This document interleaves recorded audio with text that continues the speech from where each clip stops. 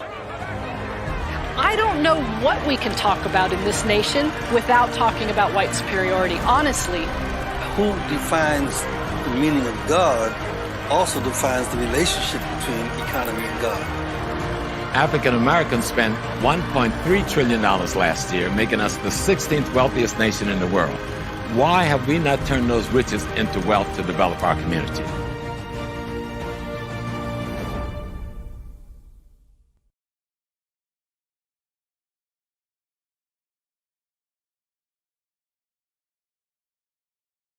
This. You would think I would remember to turn on the mic after doing this for 1 year. All right, peace, family. So honored to be getting ready to sit down with these two gentlemen in a few minutes. So happy to just be alive today. You know, we're looking on the eve of Juneteenth in a couple of days, so everything is feeling good out here. So I wanted to first just thank all of you guys for your continued support. In terms of supporting us across all of our platforms, supporting us by purchasing things from our hapifilm.com page, and also just supporting us in your monetary donation. So thank you, thank you, thank you, thank you, thank you. I want to say peace to all of our fine people that are in the chat early. We love it. I see DM, Donnie Williams. I haven't seen you, Donnie, in a long time, so it's nice to see you there.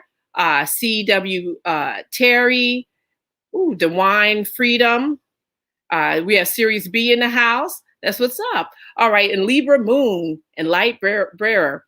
So it's very nice to see you guys. So our first order of business.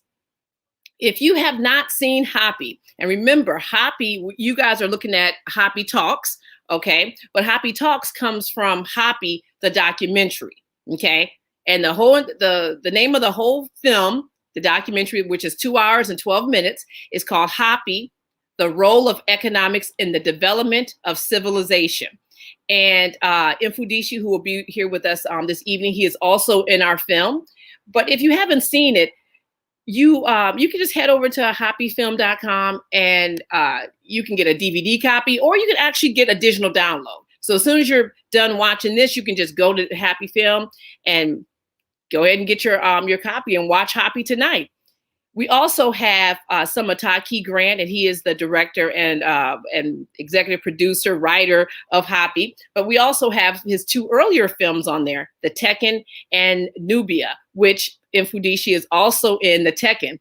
So, feel free to go to hapifilm.com, and we have beautiful merchandise. We actually have like this brand new shirt that we have. We have a new color. It's orange. It's one of our HAPI. There you go. It's beautiful. This orange looks good on everybody's skin for the summer. So I'm just saying, if you already have like one of the blue or the white ones, you want to get the orange because the orange makes your skin pop. I'm just saying, look, trust me. Also, we have posters on there and a bunch of different types of t-shirts. So you want to head over to hapifilm.com and get all of our stuff. And it's also a way for you guys to support us so that we can continue to do the work that we're doing.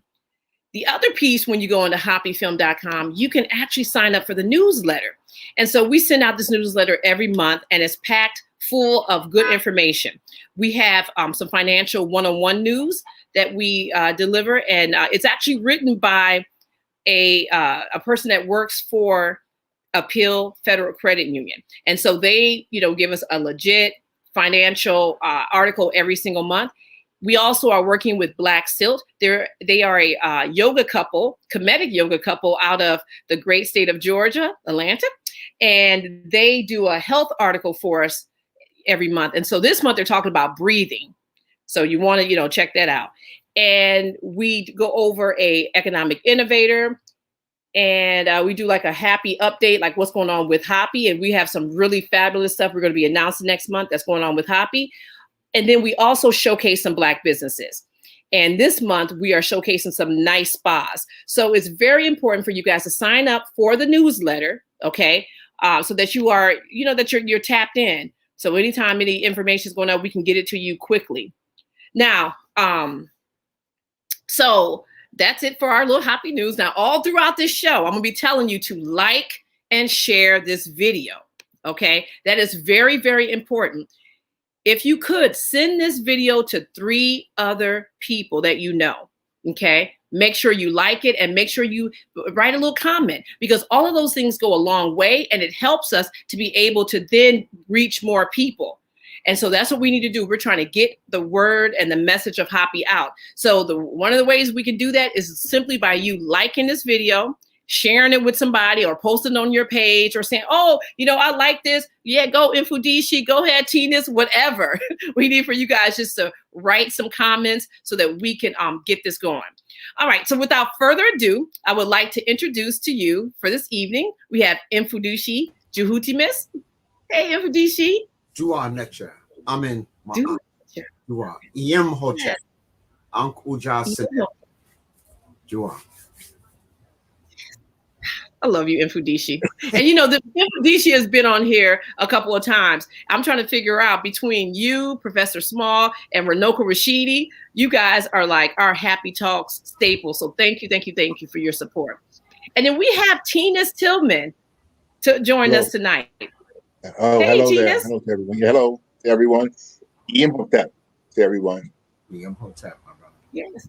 And you know, so the cool thing about Teanis is that it's so cool. I was telling him before we got started that sometimes you know, we're, you know, communicating with our viewers, and it's so cool because, you know, he's been supporting us from like day one, and it's cool that he's on the show now. So, you know, that's, you know, we try to keep it full circle right here.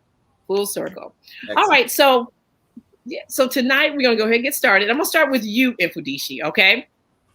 All right, so tonight, you know, we're talking about this whole notion of, you know, the art of African spirituality, the art of African warfare. And within that context, what is the Montu, or who is the Montu? Well, Montu is it's a symbol, it's a spiritual symbol that represents that whatever you create, you have to be able to protect. To create something and not protect it is to not have it at all, because somebody will take your stuff. That's just a law of nature. If you build something and you can't protect it, you won't have it anymore. So Montu is the nature of war for Ma'at. So it only goes to war to preserve Ma'at. It doesn't go to war to take somebody else's stuff. It's not an aggressive type of warfare. It has the picture of a falcon. So Montu is depicted as a great falcon like Haru. And you can understand, again, why would they choose a falcon to represent Montu? And people have heard me say this before who've listened to any of my lecture. The pelican falcon is the fastest creature on the planet Earth. It can travel more than 285 miles per hour as it zooms down on its prey. It's the only creature that can look directly at the sun. He got his own built-in sunglasses, right? So no other creature can look directly at the sun without damaging his eye, right? Mm-hmm. He can look 2 miles ahead of himself. When he's combing for food, he can travel 200-300 miles a day and still have his navigation point, his GPS system, you know, locked right in so he knows where home is. He builds his nest on the highest perch so that he can overlook all danger and protect his territory. Okay? He can go underwater 40, 50 meters, catch a fish in his talons. That means he has to calculate the bend of light and the speed. So you can see here. So you can see he's a powerful being. You can see his rod. He is trampling at his enemies. But these are only enemies that would harm the mother, the nation, the people. And so one of the things that African people hasn't had for the last 300 or 400 years is a significant defense force that can protect what you create. Okay, and so Montu becomes really important. So it's combat, it's weapons, it's mental, it's spiritual. And guess what? The priestship was developed through here. So if you look at the prototype of the priests who are the spiritual healers, they were all masters of the art. Look at the Shaolin priests. He's a Buddhist monk. Look at the Taoist priests. Look at all of they weren't to turn the other cheek guys. None of those priests were, these guys, were grandmasters in the art, but they would be like, may peace be with you, my brother. So as they walked among rhino, if they walked among they had no fear. See, one of the things you learn in Montu, how do we master fear? So you don't master fear, you come to a recognition that fear doesn't exist. Fear is an illusion. Now, danger is real. So I just have to make a distinction. Danger is real, but fear is not. Fear is an illusion. In fact, fear freezes your body, dumbs down all of your senses, nullify you, So as a martial artist, a Manchu combat artist, one of the first things you have to learn is to master fear. And so before that, I have to learn breathing. How do I control my breath? Let me make a statement here. I'm going to list 3 things that are extremely important for a human to survive. Number 1, you need some food. Without some food or fuel, the body can't go. You need some water. Water is an ingredient for life. Without water, it cleanses the cells, the body, refurnishes it, and helps you function. And then you need some air. Because if you ain't breathing, that's all, folks. It's over. Okay? All right? For those that don't know, Mfundishi just finished a crystal workshop. And so he is like on a different level of elevation right now. We love it. Okay, go ahead. The 3 things. Yes. Okay, so now you can go 3 months without food and sustain the body. You can go a month without water and still sustain the body. But I bet you can't go 3 minutes without air. I bet you can't go a minute without air. So now, if we put in terms of importance, which 3 is the most important? Which one is the most important of the 3? Air. And which one do we know the least about? Air. Right. So the Montu art starts out right there. Let's master the breath. Let's master breathing. Right? Then let's learn the importance of water. Water controls more energy, and the compound water holds more energy and more memory than any compound on the planet Earth. So the Earth is 70% water. Your body is 70% water. So when you talk positive affirmation, when you tell yourself how dynamic you are programming your water. So a military soldier needs to be programmed that he is invincible. He needs to be programmed he is victorious before the battle starts. When I was in combat, I never thought I was going to lose. I don't care if the guy did a triple somersault in the air and landed on his toe. I would say that didn't whoop nobody. Let's get it on, Yes. I remember one time I was in a match and this guy was doing these Van Damme splits, and my son was even worried, like, Dad, you better get ready for him. I was like, Van Damme splits ain't never beat nobody. Needless to say, I won that championship. Okay, all right. So you got to overcome. So water is the second one. Now let's go to fuel. So a Montu artist should be able to survive in any terrain. You need to find fuel no matter where it is. And how do we learn how to do that? By observing nature. Other animals from that terrain will teach you how to do that.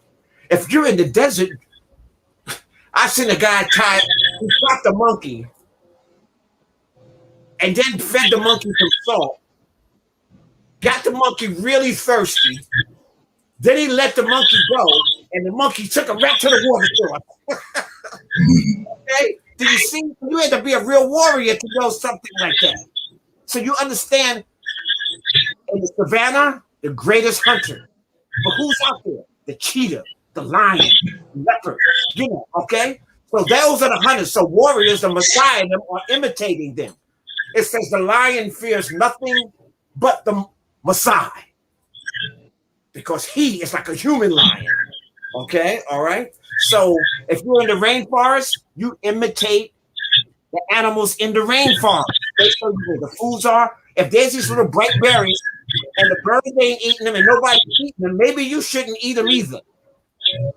You see a little pretty frog jumping around, but ain't nobody trying to get him. I would advise you not to get him either, because he's so poisonous that before you can get home, you'll be dead. Okay. So you learn how to forage for food. I used to take people on these survival hits, retreats, and we had to scavenger for food. So all the food we ate, we had to find. So you see, the nation is different. So now, I'm not worried about my food doesn't come from Toontown. You know, my food is from nature. I can do anything. I used to say, I would drop my students off and drop them off in the desert. When I come back in a year, they got a little civilization going on.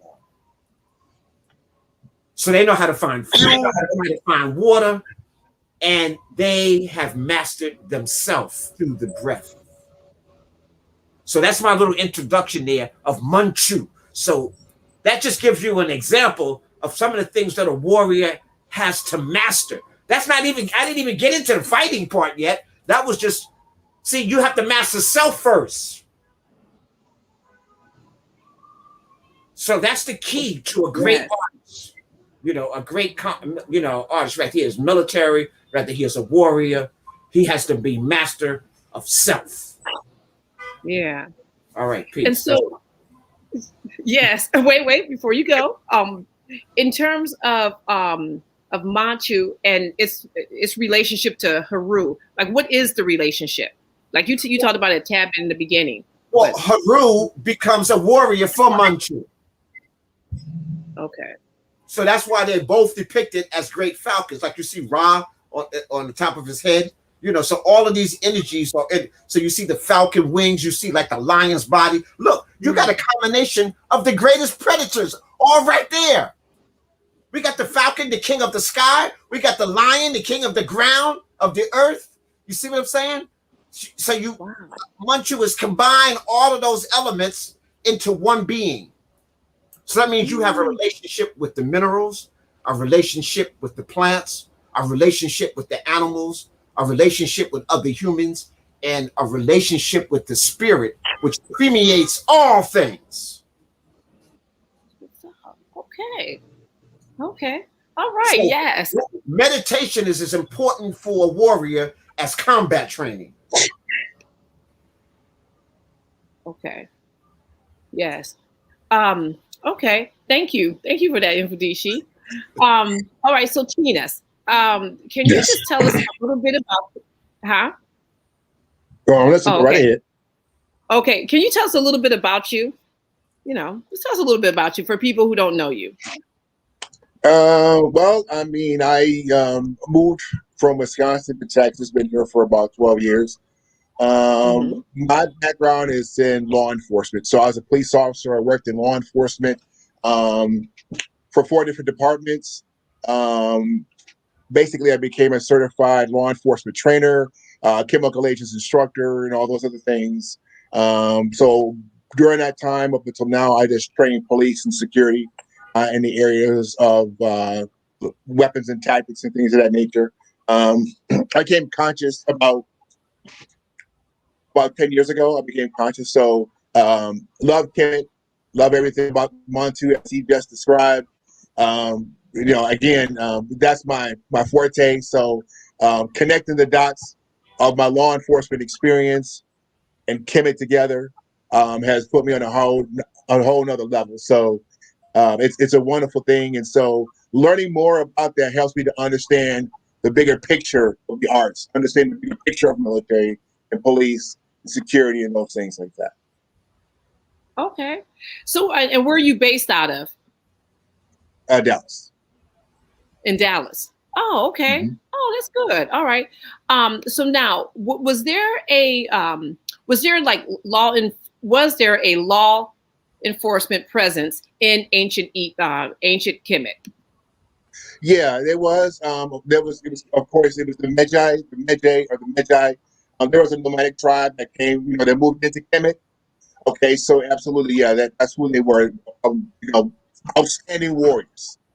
There's no question about it. So yes, there's no question about that. They were the police of Kemet. So they're a different terminology because we use the word police today as a modern term. Magi was the word that was utilized in ancient times. Okay. And Baba Mfundishi, your book, Mentu Hotep and the Spirit of the Magi. Can you just please elaborate on the Spirit of the Magi? Okay. First of all, let me just make a statement here. So if I ask people, do they know what a samurai is? Probably 95% of them will say, sure, yeah, we're. If I say, have you heard of a ninja? Again, about 80, 90% of people know. Then I say, have you heard of a magi? And they go, a what? A what eye?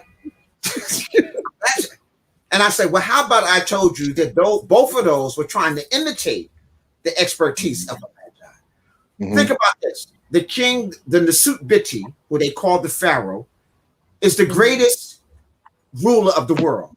His domain. He's the richest, most powerful person on the planet during the time, especially like of the pyramids and all those stuff, right? And he only has the magi as his bodyguards. Ma'at is the law, but your magistrate, your judges are all magi. So you must ask yourself, wait a minute, who are these people that they're the elite warriors of the greatest ruler in the world? And they are so just and honorable that they're the military, the police force, and the judges and the lawyers of the Kemetic court. Who are these people? Yeah. Okay, so I just wanted that introduction, to come in like that. So in my book, I give you a history before Mentu Hotep becomes the next ruler.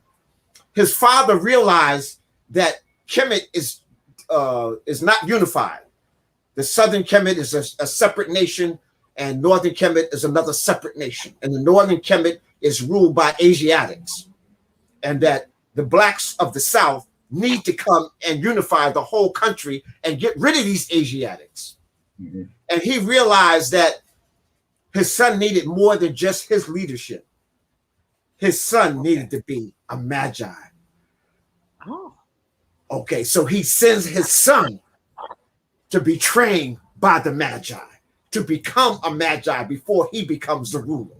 So now he still has this great wisdom that the priests are bestowed upon him, but now he's went through the trials and tribulations of what it takes to be a warrior. And so in the book, as he's going through his initiation, you're going through it, because I take you through each of his steps. Yes. I take you through the training. I mean, it's so deep that my brother here should tell us what kind of relationship they have with their weapon. But the magi, you had to make your weapon. So your spear, you went out and dug the ore. You hammered it. You soldered it together. You forged it to your own dimensions. So it was made specially for you. Your bow, you sized it so it had the right pressure for your strength. So each weapon had your imprint on it. Right? So you see, so now you got this relationship with minerals, because you got to go out and get the minerals to make your own. You got to make your own arrowheads. So you got to find some obsidian rock, stone, cut so it has the sharpest point, cut any flesh, right? Okay. So you had to do, so it wasn't just about the fight. So you had to do hand-to-hand combat and weaponry. And what it says here, the weaponry goes way beyond what you think. A weapon is anything that's within your reach or your grasp. A blade of grass, a twig, a rock, a stone. Somebody else could be used as a weapon, okay? And so you got to understand, how do I use my whole environment to protect me? Now, this is before the gun and all that, so you couldn't be a punk in war. Today, you can go to the fire range. You could be a really punk, but you learn how to shoot, from the time you were 2. What? What you say? Pow, pow. But but you can't fight. Okay. Yeah. So we're the different type of warrior that we've developed today. That's why America has a problem of winning any guerrilla fight. Maybe my brother will make a comment on that. But Malcolm used to tell us that in Vietnam, he said all the brother had was a blade. He said when the sun went down, it was even Steven. America got good blades, all this American, all this equipment. And the brother, all he had was a blade. All he had was a blade, right? I mean, they was coming up out of the ground. They buried themselves in the earth. Remember I said it before about being in your nature? So I don't know, America wasn't getting that type of training where they were becoming one with nature, So you had these other people, they didn't have all this technology, so they had to have a greater relationship with the earth. So the Magi mastered this. So when I talk about the mineral domain, the plant domain, the animal domain, the spirit domain, along with the human, the Magi was a personification of that. Wow. All of that went into, and then he learned combat.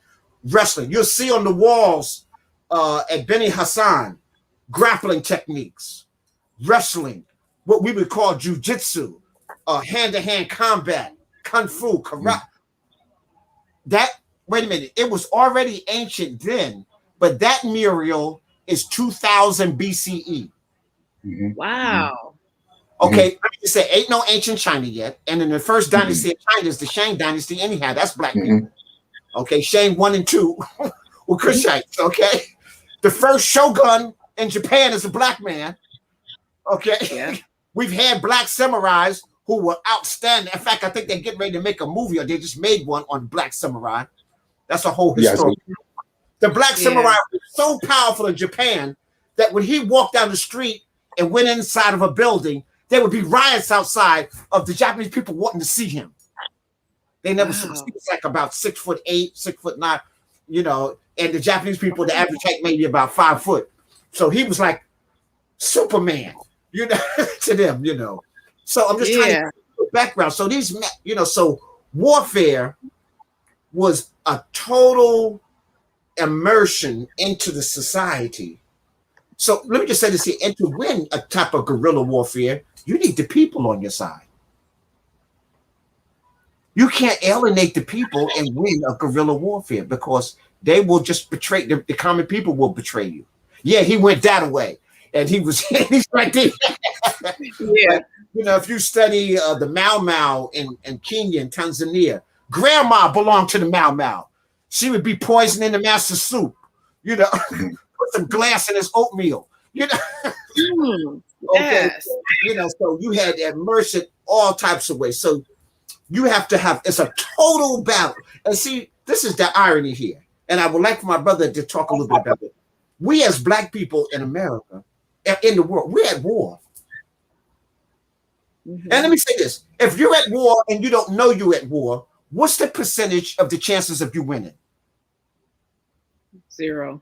Like 0. Not even like 2%. 0. The chances you don't even know you at war. And we're at war for everything. We're at war for our culture. We're at war for our survival. We're at war just for water. We're at war for our food. We're at war to just maintain our own minerals. We're at war to maintain our own land. We're at war to just survive in America. Yeah, to maintain ourselves, just our human body, our family. Yes. And so let me just say this here also, my sister. This warmanship, spiritual warriors weren't just men. There were whole women's societies, women magi. And then the ultimate of the magi, after you became this elite warrior, then you become a magi pre-scientist, and then you become a Jedi. I wonder where I've heard that before. So Lucas, who created Star Wars and all of them, was an Egyptologist, a closet Egyptologist. He took all of the things in ancient Egypt to create the lightsaber and all of that. He's imitating the ancient Kemet. So and guess what? At the head of the Council of the Jedi is who? The Emperor. No, Yoda. Oh, yeah. Yoda. Oh, that's right. The little green guy. You're right, of the Jedi. Oh my gosh. The little green guy, right? The little green, that represents Yoda. in Africa. So that's the Twa, the Sankoi, the Anu people. represents Yoda. They make believe they don't know where Yoda comes from. No, he comes from Africa. That's right. Okay, Yeah. right now. Let me just one more thing for my observers out there. Among the Jedi in that movie, there's only one Jedi bad who's under Yoda, who's as bad and who has mastered the dark and the light side. He has a purple saber, and he was played by a black man, Samuel Jackson. That's right. Mace Windu. Right. Yeah. He was the only one that had mastered the dark and the light. That's right. Okay, so I'm just trying to show you little tidbits in there. So we as Africans, I mean, when somebody tells you that the truth will always win over the evil, and I know we've been programmed. No, that's not right. Truth only wins when it prepares itself to do battle with evil. Haru didn't turn the other cheek when Set tried to take over the nation. Yeah. Right? Haru had to go to physical battle with Set and fight for 42 days, 42 nights. You know, they battling, transform into all types in order to be. So guess what? If you've been praying every day, and I'm out robbing people, cutting people, and practicing fighting every day, and we meet in the alleyway, what's going to happen? I'm going to get whooped. You'll get robbed, killed, and probably mutilated too. Yeah. Okay? I just need people to know that. And see, this can be for righteousness. It's your intent. Remember, I said that Menchu was about maintaining my art. So when you're trying to take me out of my art, that's when I go into action. I like that. I like that. Okay. I know every time I sit and talk with you, Mfundishi, the only thing I can do is say, It's like, yes.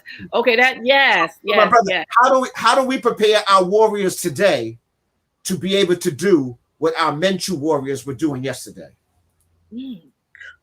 That's a question for me. Yes. Okay, you asked me a question. Wait. Okay, wait. You done yet? Okay, no, okay, actually, wait. Before you answer ahead. that, Teanis, before you answer that, can you just tell, because Mfundishi kind of led us down this road about weapons. Can you just tell us like what type of weapons the Magi did use, and then you can answer this question? Sure. Okay. Yeah. So the bow. So absolutely. As he mentioned before about the Magi, a lot of people don't understand about the Magi. The Magi, even there's a lot that is said about them, but what I would like to, I would put them in one word. If I had to put them in one word, it would be like the U.S. Army Rangers. I have to put them like that. They were like an Army Ranger. They could use all different types of terrain. They mastered at least 5 different weapons, all different types of weapons. They had the dagger, they had an axe, they had a bow. Okay, they had a short. I mean, they mastered these different weapons. The Magi was, I would have to say, you mentioned like a ninja would be. They had all these different weapon systems. They were very, very efficient, expertise, masters of these weapons, precise weaponry, precise bow shooting. If people are not familiar with the bow, I'm a big weapons person of the bow. So, I mean, we have an archery place not too far from here. So a perfect bow that's actually made, like a composite bow that was made by the Hyksos, that bow can fly 300 feet per second. 300 feet per second is over 200 miles per hour. Okay, 300 feet per second. This is how powerful the bow is. Okay, so you got to think about that. So the man that's able to pull a bow. Okay, so when they design a bow, they pull a bow. The bow is designed for them. Okay, so every time they're pulling, you have to remember now, these are strong people. Okay, these are very strong warriors. So to me, that the forearms you look like Popeye or something because it was really strong. Okay, they're fast runners. They have an incredible endurance. They were very, like I said, highly skilled warriors. So these weapons that they had was absolutely phenomenal. One of the things that people are not probably familiar with is the Khopesh sword. The Khopesh obviously it's called the sickle sword. Okay, and the sickle sword was obviously something that was adopted later on It's very, very famous for some of the kings that utilize it in battle. So I would like for Mfundishi to be able to add to that. But I love that sickle blade. Sort of the king and the magi. Yes, use this. Yeah, absolutely. So that's a blade that we actually use here for training with weaponry. A lot of people are not familiar with how efficient and how effective this is. For an example, this was actually a short blade. So you could use that in close quarter combat. That's close quarter anywhere. Close quarter in the house. Close quarter in your kitchen. Close quarter in the bathroom. Close quarter anywhere. A gentleman actually made a actual sword for me, so I actually have an actual Kopesh blade. Very phenomenal weapons. It's a weapon of strength, and it's also a spiritual weapon. So that's something that people are not familiar with, but of course, I like Mfundishi to be able to add to that. Yes, I have one of these. In fact, you'll see this picture also in my arsenal of. In fact, when you see a lot of pictures of the rulers, the kings and the super, he has one of those in his hand. Yes. Like that. Yes. And they can be any length, like you said. They could be short for short range, but it's extremely hard to block because of its technique. Yes. So if you just used to fighting with a straight sword, I'm gonna hook your sword and take it away from you with that particular sword. So it's extremely hard to block in this design and this archness. Very versatile. There's a sword like that Tut Ankh Amen had, the same design. Yes. And guess what it was made of? Right. It was made from a meteorite. Yes. And the dagger. Yes. They took the metal from a meteorite and made this dagger just like that. Exactly. Wow. And Tut Ankh Amen's tomb was there. So that's just, and Tut Ankh Amen is the 18th. So this goes back again 2,000-3,000 years. In fact, when they made one of the movies with Jet Li in it, I forgot the name of the movie, with all these archers, that was an imitation of ancient Nubia, ancient Kush, who was called Ta Seti, the land of the bow. Yes. Now you're so bad that the whole place you come from is called the land of the bow. So it was said that when they went into battle, they would blacken the sky with arrows. Block the sun out. So now when the infantry came in, you was all wiped up. You got the arrows all sticking in you, and the infantry didn't just wipe you out. Then they give you another wave of bows. We should be taking our children to archery classes because that's a part of our history. That's something that we would take our kids to play basketball, and other things. Nothing wrong with that. But the bow is a part of our culture. It's embedded. It's us. So we need to be. That's something that has been X'd out. So we really need to be focused on utilizing ancient weaponry and teaching our children exactly what they are, so they can recognize them, and it also becomes a part of them because it's our ancestors' weapons. Plus, in guerrilla warfare, you don't even know where I was at. You get arrows coming at you. You don't know what angle. I mean, so it can be used as an effective weapon even today. In a guerrilla type of warfare, especially. Well, it's a weapon that flies at 300 feet per second. Now, you only imagine if you get hit with that arrow, it'll knock you right off your feet. That much kinetic energy will literally, send you. You won't even know what hit you if you got hit by an arrow.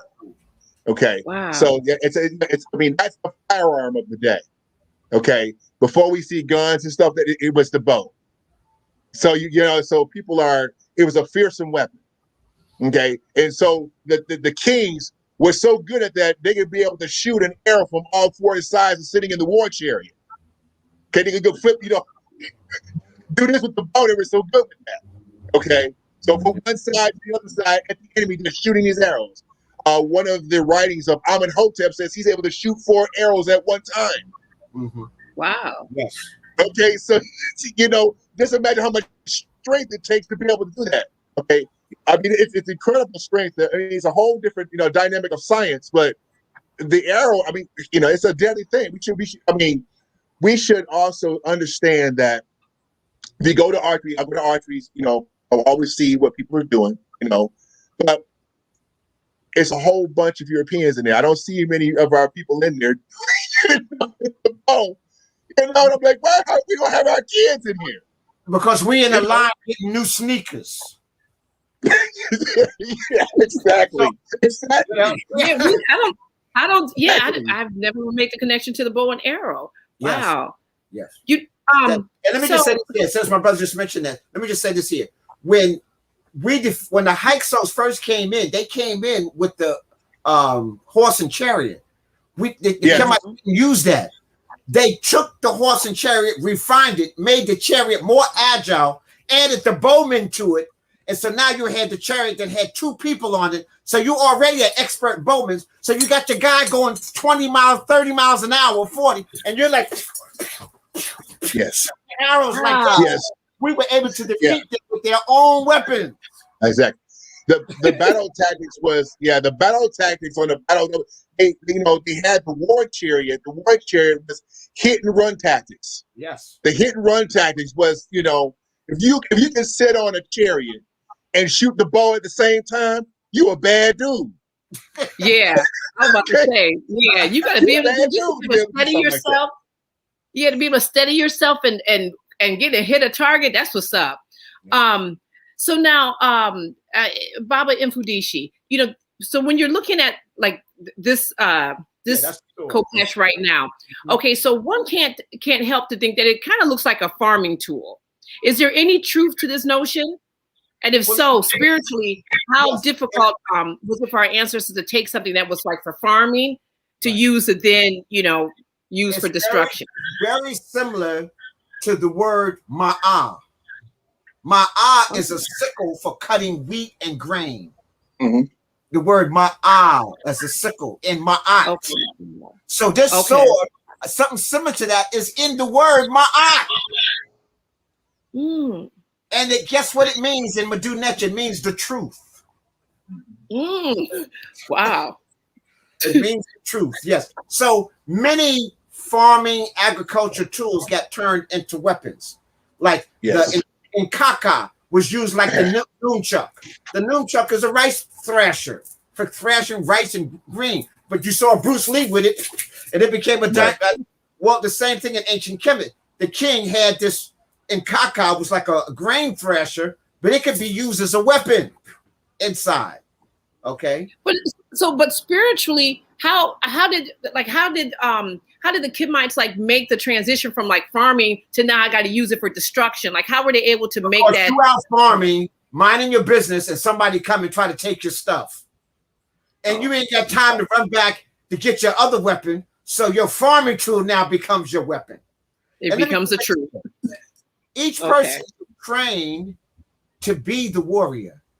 It's better to be a warrior on a farm in battle than to be a farmer who doesn't know warrior in battle.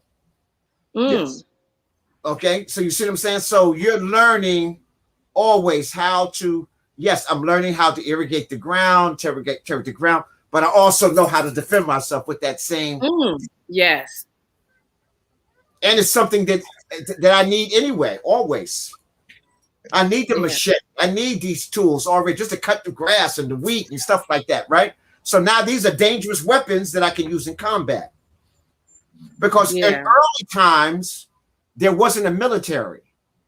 Real militaries kind of started close to the second golden age. During the ancient time, it would be like Minutemen, right? In the time of battle, the farmers grabbed their tools and came to defend the king. And then later, from foreign invasion, because you got to try to protect. Remember I said to develop something and not be able to protect it, it's like not having it at all. So now as Kemet became more sophisticated and more widely known, now it was important to have a standing military. And that's when the Magi became part of their, just a fixture there, all the way until the last we really hear and see of the Magi is when the 25th dynasty, when the Kushites moved back into Nubia and Kush. And then you have foreign invasion. So after the 25th dynasty, you only have foreigners ruling Kemet all the way to the Greeks come in. So so now Greeks and then the Romans. So that's why you never heard of magi, because there was no magi during those time period there. They had retreated back into the interior of Africa. Okay. Yeah, I'm going to ask you some more questions about that later on. But yeah, okay, thank you. Let me just take a quick little commercial break, guys. So I want to thank JM and also thank Don McCrae and Dwayne Johnson for contributing to HAPI. Thank you. Your contributions go a long way. We always, try to, we don't try to, we actually keep it in the family in terms of, when you give to us by donations, by, whatever way, we always try to give it, keep it within the family. And so this is a good point right now for you guys who just joined in to please, please, please like and share this video and make a comment. Okay, that's very important to like and share and make a comment. There's some people that can ask a question. Yes, they can ask some questions. After I get through my questions, then I'm going to turn it up so everybody can ask their questions. And if you guys want to show us some HAPI love right there, it's $ hapifilm for any Cash App love. Thank you guys. Okay. All right. Yes. This is good. So now, Mfundishi, is there was there like an initiation process for the magi or a rites of passage in form of like a test? Yes. Well, in my books, Montu, Hotep, and the Spirit of the Magi, I take you through that. And I show you that they were always, there was an initiation that they had to go through. It's just like a except for just much more extensive. Like you're going to the military, you have to go through a basic training, right? And so it was the same thing. Just think about that. Just multiply that by 100. And that's what a magi. And in some cases, people were married, not married, but born into a magi community. So you had two different kinds of magi. You had somebody who became a magi, maybe their king sent them, their priest sent them, or somebody sent them so that they would be able to come back and protect their village, right? So that was one way you could go join. But many of the magi were born into this society. It was a warrior class, just like in Japan or China. It was a warrior class. There was honor with it. It was like a scribe. If you were a scribe, you didn't have to pay taxes. Oh, right. Things of that nature. So if you were a warrior, you didn't pay taxes. You got benefits. You got, food. You got things because you're protecting the nation. You're part of the benefits for that. But many magi were born that. There's actually. In my book, I even talk about we have a new map coming out that some of my students helped develop. I'm just so proud. I got some dynamic students, who are part of Jehuti Harud Nepu, so they've help us develop the alphabet cards, the biliteral cards, the triliteral cards. Now we got people who are developing sentences so we can have conversation with the Necharu cards. And now we've developed a map, like this here. So I got just some dynamic brothers. So we'll be presenting that to the public probably by the end of the summer when classes start back in October. But there's actually a place called Magi, which was a home place in the Sudan. Oh, okay. And how long did it take to be a magi?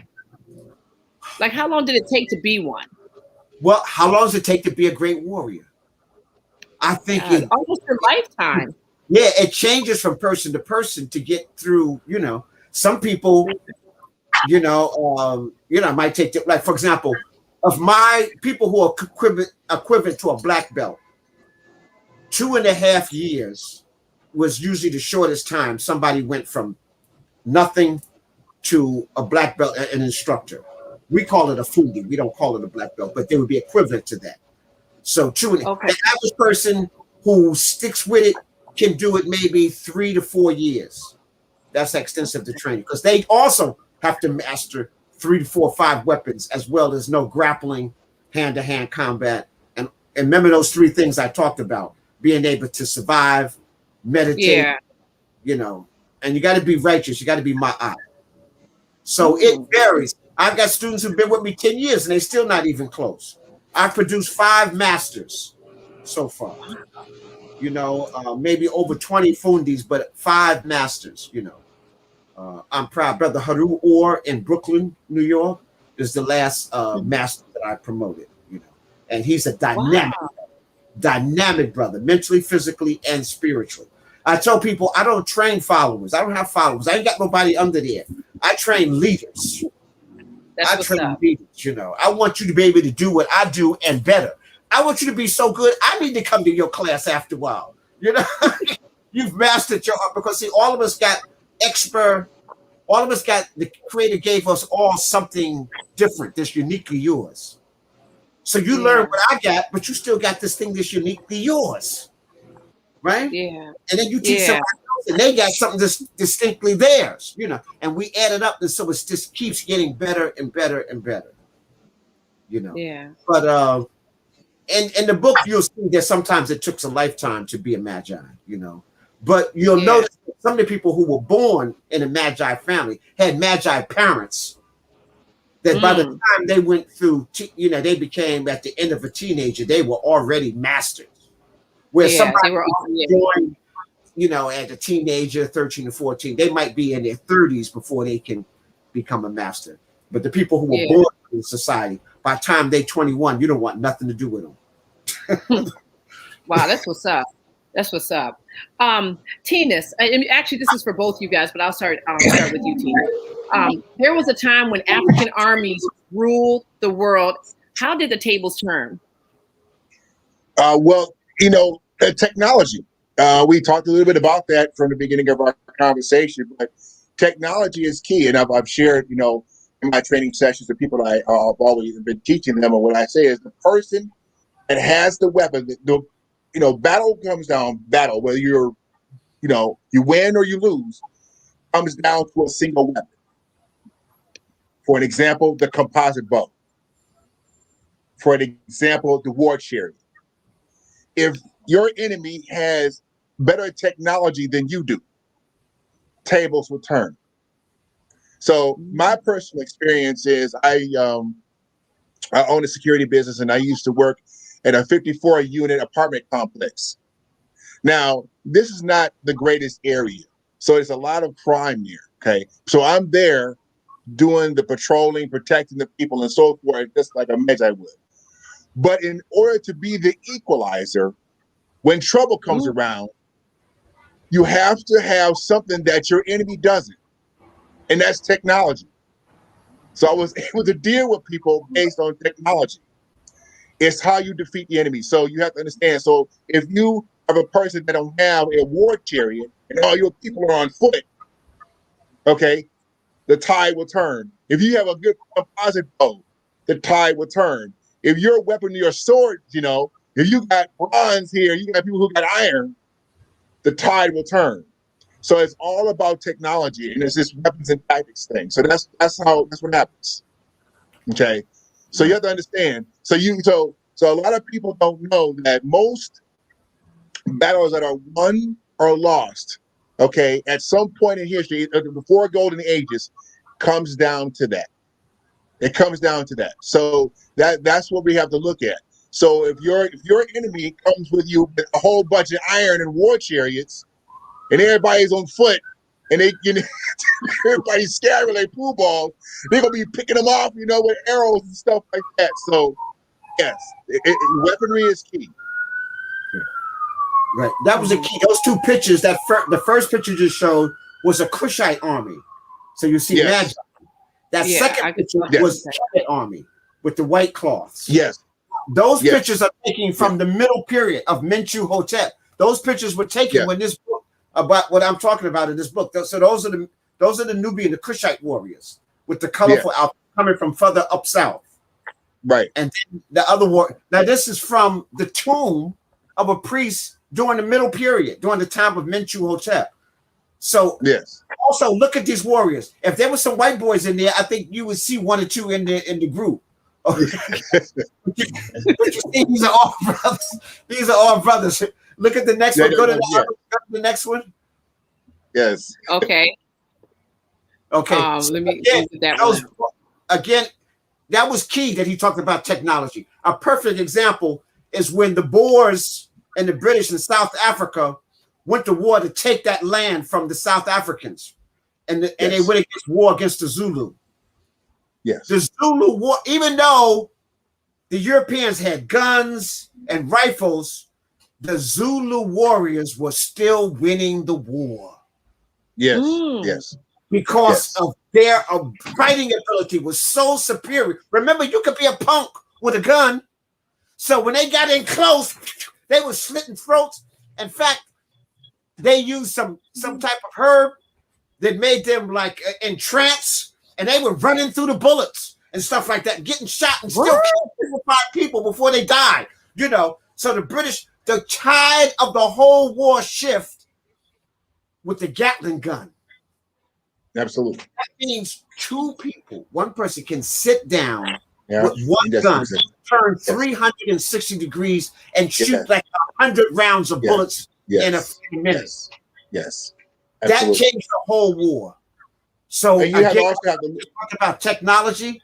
So as bad as the as the Zulu warriors were, when you can 100 rounds in a minute, you know, just so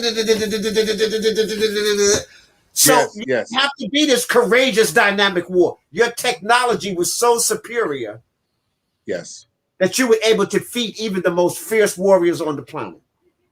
You know, I looked at you know, the atom bomb that was dropped on, you know, Hiroshima and Nagasaki, right? And, you know, in 1945, you know. That bomb, I mean, that's that was something they wasn't even expecting it. Exactly. That's a weapon of weapons. That right there, you know, shook them to their core, to the point where they surrendered to the United States. And Japan. Now remember now, this is they never surrendered. I'm sorry? I said the Japanese, they would never surrender. But that was so catastrophic. Yes. They surrendered. Yes.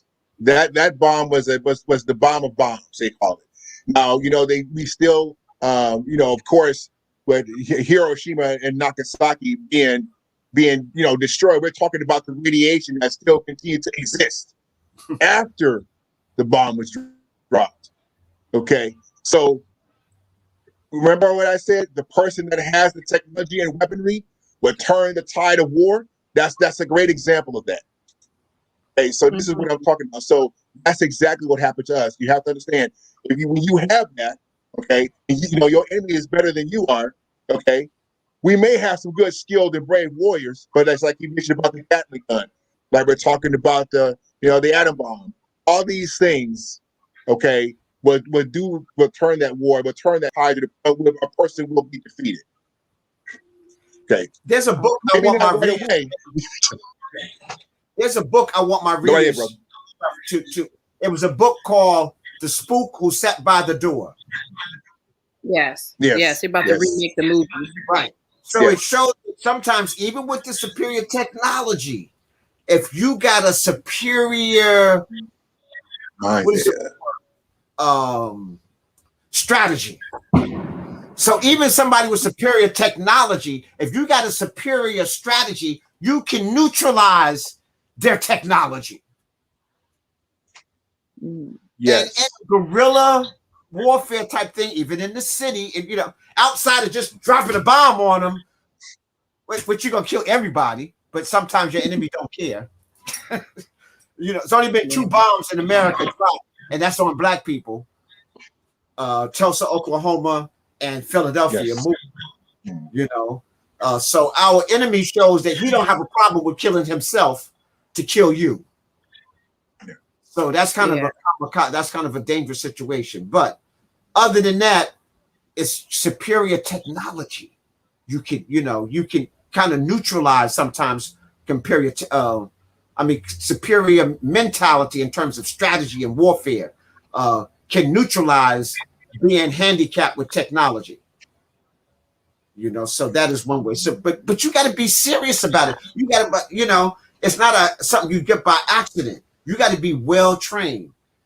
And I remember when I first saw this book, Who Sat by the Door, we went and saw it and opened up in the theaters on a Friday, and on Monday they took it out all the theaters in America. Yes. They didn't want young black people to see something like that. I worked in security in the inner city for, I mean, we're talking, like I said before, not so desired areas, high crime areas.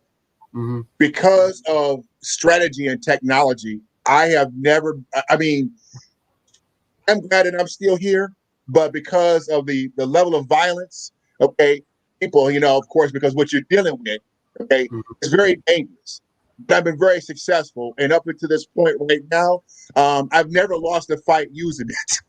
I've been very successful with technology, okay, because you have to know something that your enemy doesn't. Okay, ignorance is a very good thing to use, and so again, utilizing technology and strategy, you put them together. A person is, they're dangerous. Yes. Okay. Yes, they're dangerous. I mean, Wow. Okay, so Teanis, a question about the 25th dynasty, and you can also chime in too, Baba. The 25th dynasty is arguably known as Kemet's last great walk. How vast would you say the Kushite sphere of military influence was during that period? It was very powerful because, during that particular time, Taharka and King, and Pi was, of course, during that time, and we, if you know anything about the biblical story about King Hezekiah of Judah, he was at war with the Assyrians. Okay, so of course he didn't have the military backing to deal with Sennacherib, so he tried to pay him off. Okay, but he couldn't pay him off because, of course, when you pay somebody, you get somebody a little bit. Say, I just come and take everything. Like you just said, you can't protect the stuff. Somebody's going to come and take the stuff. Okay, so unfortunately, he didn't have the military people He didn't have the military people to have the backing of that. So Taharka came, and actually at that time it was called Judah. It wasn't called Jerusalem at that time. Jerusalem came later, but the king Hezekiah had an alliance with Egypt, with Taharka, and that's how he came to save them with the archers, with the military. So it was very strong, very powerful. We were the most powerful people during that time of the 25th dynasty. People don't want to give total credit where it's due, but when the Kushites rule all of that, they had one of the biggest empires in the world. Yes. So they rule all the way to Central Africa, going south, up south, all the way to Kilimanjaro, right? And then north, all of Africa, right? And so if you look at this map here, they rule, let me get my finger right here. They rule all of this, and then they came down and they rule all of this, and then all in Persia, all here, because they rule all of this. They wouldn't defeated the Persians, right? Assyria, Palestine, all of these areas, the Kushites ruled during that time period for about 25, 30, 40 years. So we don't talk, we talk about how extensive Alexander's army was, right? So when Alexander conquered Persia, they say that Alexander had the largest. But Alexander didn't go into Africa. He just ruled Egypt. And so think of this. He controlled interior of Africa and all of Persia, Asia, and all of that. Yes. So the Kushites were some bad brothers. Yeah. And they don't talk about just how powerful and how extensive that conquest was. And wait a minute. And they were fighting coming from the fourth cataract. So you go all the way up here, they'll go all the way down the Nile, then get into Egypt, and then fight. They were quoted in Isaiah 36:6 and 2 Kings 18:21. King Taharka is in the Bible. Yes. Okay. He's the only king mentioned in the first king. That's pretty, that's exactly. The one, the brother that, that saved that. Okay. So that shows you the power of that. Now, Jerusalem would not have been what it was if it wasn't for him, if it wasn't for the Kushites. Right. The Persians threatened to destroy the seed of the Hebrew people. And that's right. And the Kushite and the Tak saved them. Yes. Or we have no Jews today. It would have been like, that's all, folks, right there. Yeah. During that time period. So we should be saying, thank you, brother. Thank you, brother. Thank you, brother. You know. Yeah, absolutely. Yeah. Yeah. But again, we have to write our, but you know what? I don't even blame the other people.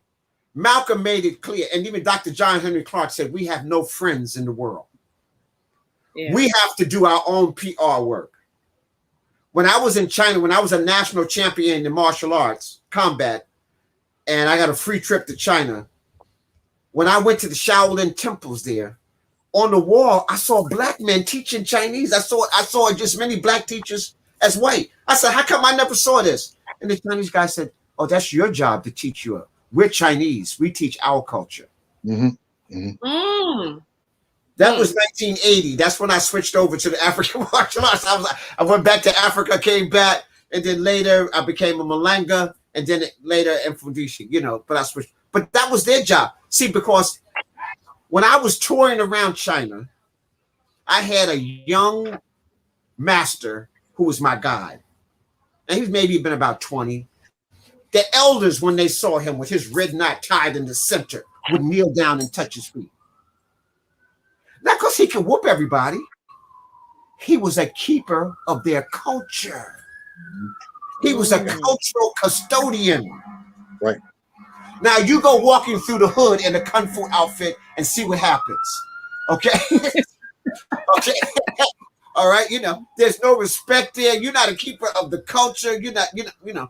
But I tell you what, when they see our Kupagani and Gumi outfits and the brothers in the hood, they go, oh, wow, what's that, man? You know, can I join that? You know, because again, it's a different persona. So people don't understand that warfare is cultural also. Very much so. Very much so. Yeah. So if you don't have defense in your cultural program, you're asking to be annihilated by somebody else. Now you see why we need the Montu arts now? This is why we need the Montu arts. Right. Yeah, absolutely.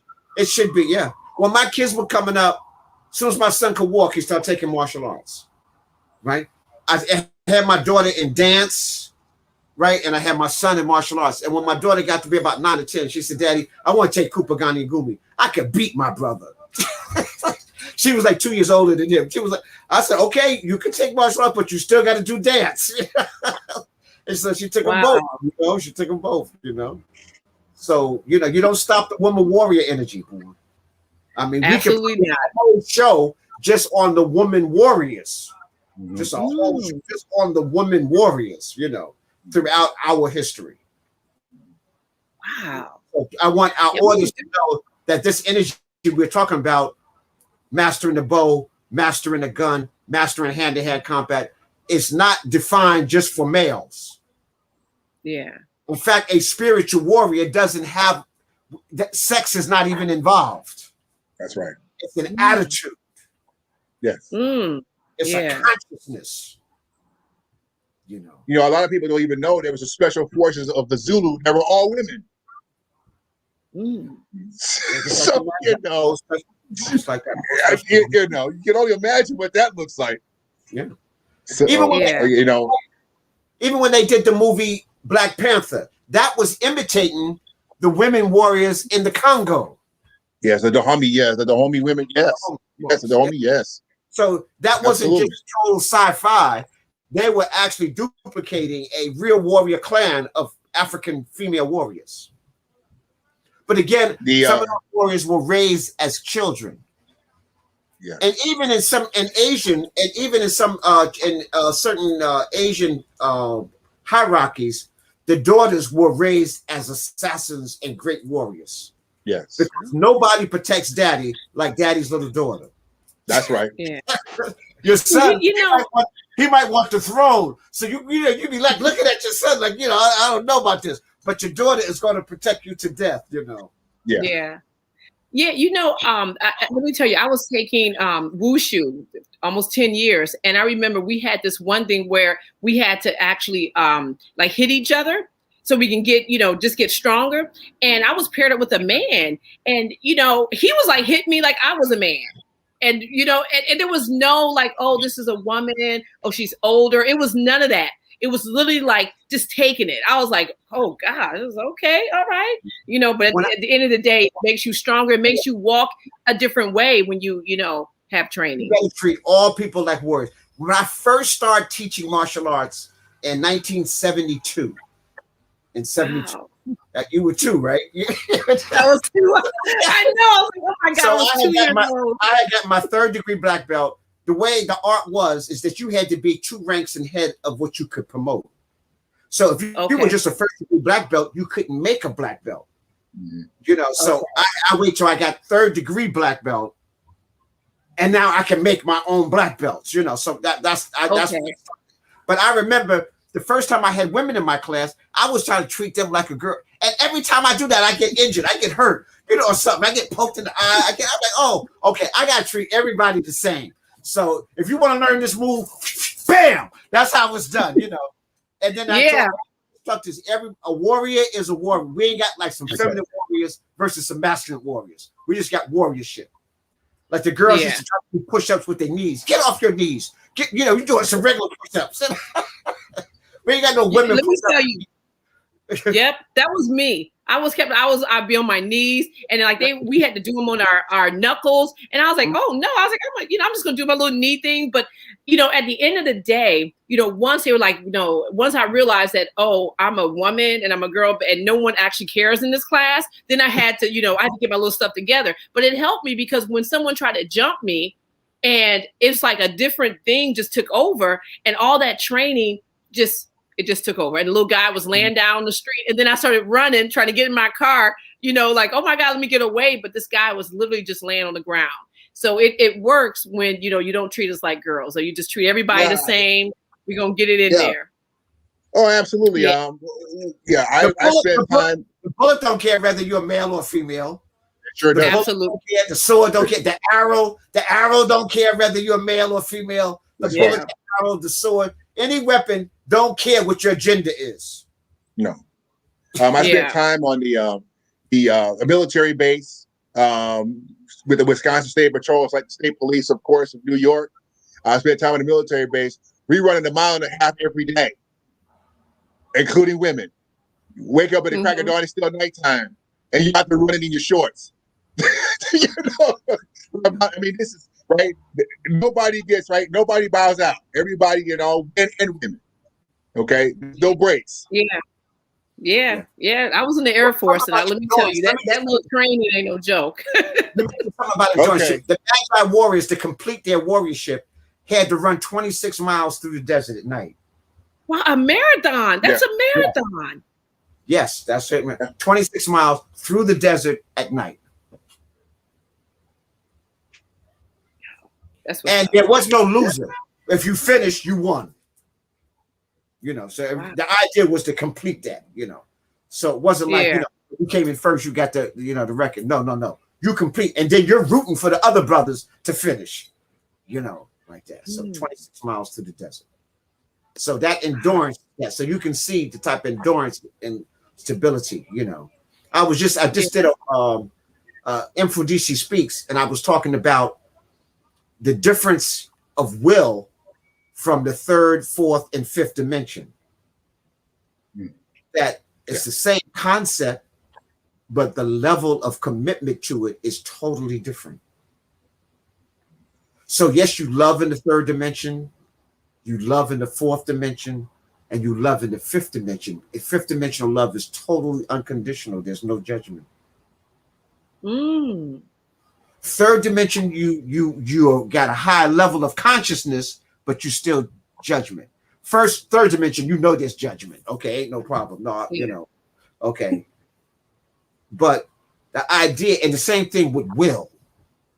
So a person said, well, I'm saying when in the 5th dimension, you don't go anywhere. You access a whole new world with your consciousness. So you see with your consciousness. You don't see with these eyes. Stevie Wonder sees some stuff we ain't thinking about. In fact, people see so good internally. There's some people that think Stevie can actually see with his eyes. You know, but it's an internal dream, Felicia. Do you dream in Technicolor?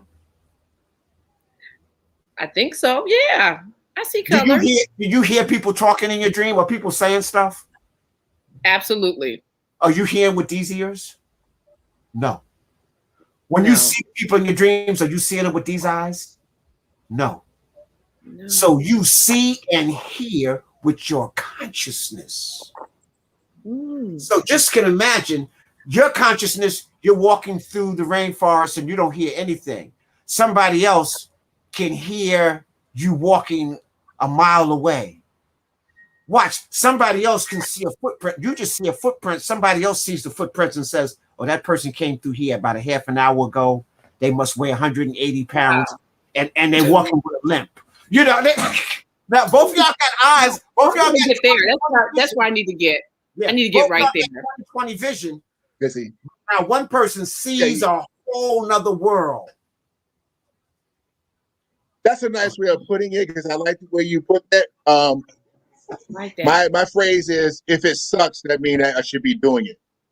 You know, if it sucks, things you hate to do, you know, if it sucks, I mean, this really sucks, but it's a mental will, it's a conscious level to do something you know you don't like doing. You know, some people can't stand to be out there in the rain. They hate the rain. They hate to get out. If it sucks, do it. It's cold out here. If it sucks, do it. That type of mental will. Yeah, you know what, and you're right in terms of like the things that are hardest, because I just know how I feel when I'm doing something that's like I don't want to do, or it's hard for me, and I just don't want to do it. But when I'm doing it, and afterwards, I'm like, dang, it's like a different type of high. You feel so high. Yeah. Yes. Yeah. Yeah. Yes. Yeah. Yeah. That's how. I've shoveled snow in a snow blizzard. And I hate getting out there and shoveling that snow. I say, God, I hate this so much. But you know that's what you should be doing, and it sucks. You just right. But aren't you happy when you pave that road where that snow is gone and it's? Listen, you talking to somebody from Detroit, so snow was nothing but my life. So we're not even. Okay. Yeah, we're not even. Yep. It's snow. Okay. Detroit is nothing but snow. Okay, we're gonna keep it moving, guys. God, I like talking to you guys. Okay. Mfundishi, Baba Mfundishi, how was the art of warfare demonstrated along the Nile influenced other African nations and the world for that matter? Yes. So how was the art of warfare? Go ahead. Yeah. So again, my brother Tillman kind of mentioned this about technology. The technology of was so outstanding that when we whip somebody, they had to up their game. So we changed the whole bow and arrow thing. We changed the boomerang, the throwing stick. We changed the slingshot. I mean, all of these things we influenced all, and you can find those things all the way in Australia. And so we took our weapons and we took our technology with us, and other people emulated it and imitated it. You know, so we really changed the whole game for everybody. You know, I mean, we know when the Homo sapiens ran into Neanderthal was much bigger and stronger, but eventually they became totally wiped out and eliminated. And it had to do with technology, being able to outthink, outmaneuver. And my brother mentioned, when you can add technology with superior intellect, strategy, that's invincible. So you got the weapon and you got the strategy. You know, so you ambushing somebody, the other person ain't thinking about it. They're like, come out and fight.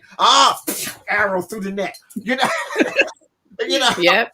Okay, all right, so much for that. Yep. You know, so yes, we influence lots of people as we moved around. We see what happened. Let me just say this here.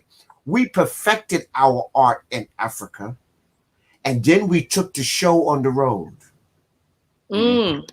And then we did that without technology. So when you see the Olmec heads in South America, when you in mixed Central America and Mexico, these big black Kushite heads and faces, we were venerated, but we didn't go there to destroy them. We didn't go there to enslave them and conquer. We came with technology to make their life better, and then we moved on. And once we moved on, nobody could duplicate what we did. So when you go to Machu Picchu and all those places like that, That was us who did that. And then when we left, the Mayans and the other people after that couldn't duplicate that. Yeah. They couldn't even repair it good. That's right. You know, so we've influenced people all over the world. You see pyramids all around the world. You see this high technology, Angkor Wat, you know, in Asia, in India. That's us. Yeah. So we took our technology, we took our ability to defend what we created, you know, around the world. Like I said, when you saw that thing in China with Jet Li, that's imitating the Kushites, the Nubian Tasseti Bowman. They took that straight out of a script of what took place on the Nile Valley. You know, the enemy comes in, and the arrows are coming. You know, you didn't wipe them out before the infantry got there. You know, so other people were able to do this and duplicate it. Mm-hmm. And that's all. And we can take that all around the planet. I was just reading the other day, Irish scholars are now admitting that the original Irish was black. Were black men. Mm-hmm. They had a picture of a black man with locks, and he had blue eyes. But he was black, darker than I am, with locks. And those were the original Irish warriors, you know. Wow. You know, so people are admitting, you know, in England and all those places, we were the original people there, you know. So we left our technology, we left our warfare, we left our sense of righteousness. It's unfortunate that sometimes they didn't want my eye. Cave dwellers had a problem with my eye. You know, this whole thing of being righteous, because you come from an environment where you got to take to survive. So sharing wasn't one of their high points. Mm-mm. You know, and we kind of, I don't know what it is, but we just love to share. Yeah. We love to share. In us. And our teachers, Dr. Clark and them, saying that everybody's taking our kindness for weakness. Mm. And we've been exploited by everybody. Mm-hmm. I know Dr. Clark said, we don't owe the world nothing but a whooping. Mm-hmm. I like that. I like that. I won't agree with that. There you go. We have to develop if we look, as we're developing consciousness, at the same time, we got to be developing a warrior attitude. And the warrior attitude is to protect the consciousness. Mm-hmm. Mm-hmm. The warrior attitude is to protect the family. Mm-hmm. And so the key is that we got to we need brothers like Tillmon here. We need brothers who understand the technology of our oppressor. Yeah. We're not in a bubble no more. This is a global world. You need to know the technology. You need to know what are the capabilities of your oppressor. How fast can your oppressor get here? You know, how fast can he get here? What type of territory can he isolate? Can you move past that by the time they get there? You know, you gotta, like in the city, I mean, each telephone pole is a certain amount of distance. So you can measure, you know how far something is just by the street lights and the poles and stuff like that. You know, so you got to learn your terrain. You got to learn how to create a bomb from some soap and some powder you got from the supermarket. So they can't even trace it, you know. So you got to, you know, you know, some go down. If some go down, Baba, I'm trying to be with you because you got all you know all this little stuff right here. All my students, for example, who live in Manhattan here, I say, wait a minute, if something go down, can you get out of Manhattan? You can't go across any bridges. You can't go through the Holland Tunnel, the George Washington Bridge. I said, do you know how? Now, on the internet here, I can't give you all the answers here, okay? But I teach people how to get out of Manhattan in a millisecond without ever being detected. You got to know your terrain. You got to, and sister, think about this. Every sci-fi movie you've ever seen, Manhattan becomes a prison, a warfare. Yeah. It's always a dumping. So if they're predicting that for every sci-fi movie, you better know how to get up out of here when things get hot. Because you probably realize. Go ahead. I'm sorry. You probably watched the movie, The Fall of New York with Snake Plissken. You know, know. That's a great example of that. So, yeah, and they try to show you, you know. So you got to always be up. So it's good to read Dr. John Henry Clark. It's good to know the Netcheru. It's good to be speaking Badu Netcher, but you need to be training. You need to stay in shape. You need to know your environment. You need to know if something break down, where do I go? How do I defend myself? How do I get food? Because Whole Foods is going to be closed, y'all. That's right. And there's no DoorDash. Right. And your little credit card ain't going to mean nothing. Okay? Yeah. So, I know everybody come out and say, oh, I don't use cash anymore. You better have some stash somewhere. Okay. Absolutely. Yep. Yeah. How about the internet go down? Now what do? Do you got a shortwave radio to communicate with people? Do you got some walkie-talkies? You got, can you forage for food? You still need to be doing that in the urban city. And you better be taking some bow and arrow, some archery classes. You need to be at the fire range. Yeah. So I'm telling people, still be consciousness, still read, learn your history and your culture, but understand the world that you're living in today. Don't get caught with your pants down. I always give my martial artists, I even give my instructors, I give them this example. I say, you could be 3 times national champion. If you're on the toilet and I bust in your room to jump you, you trying to pull your pants up, trying to wipe your butt. You got to that battle. I don't care if you're Mike Tyson. If I'm busting on you while you on the toilet, I'm expecting. Now that's just an example of you getting caught with your pants down. Yeah. So you gotta have a plan. Is pull your pants up and expect the unexpected and always be ready. Always be ready. I like that. So continue to study. Continue to study, to continue to raise your consciousness, but you're doing this so that you can protect this. Remember to develop something and not it's not at. It's like having it not at all. Yeah. Well, my phrase that I use in our training is train for the real world before the real world trains you. Yes. The real world will train you. One more time. If you don't change to change will change you. That's exactly right. And let me just say, real talk. War and sickness both happen as a result of not changing with the environment correctly. Yes. War is a lesson that somebody doesn't want to change. And so you got to go through a tremendous battle. And then there's change. Now, no one wants war, but I'm just trying to show you. In the 5th dimension, you're looking at war not as something bad.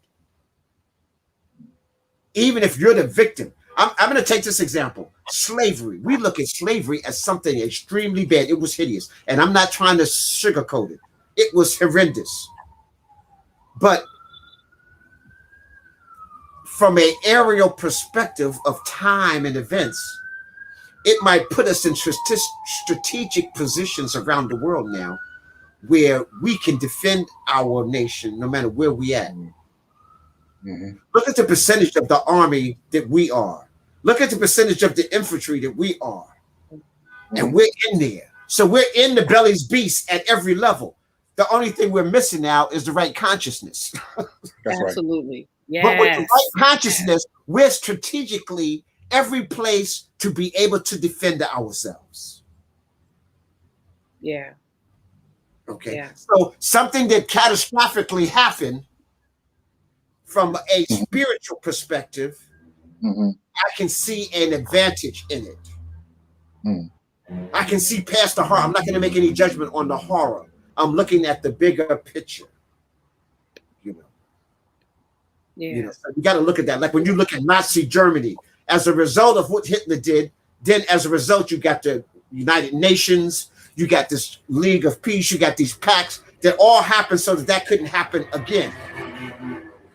You got a check of the superpowers, so something really hideous had to happen in order for us to develop a place where now we can really have some peace.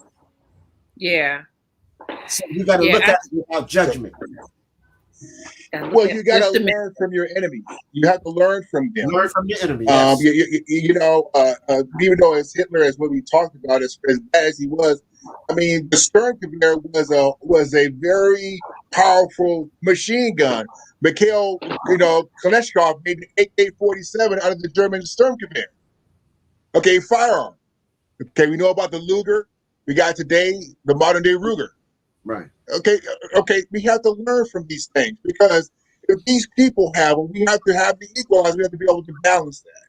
In order to be able to do that, you got to have what they have. Otherwise, like you just said earlier, right? They're gonna come in, you'll be defeated. You're always gonna come and take this up because you're not ready for that.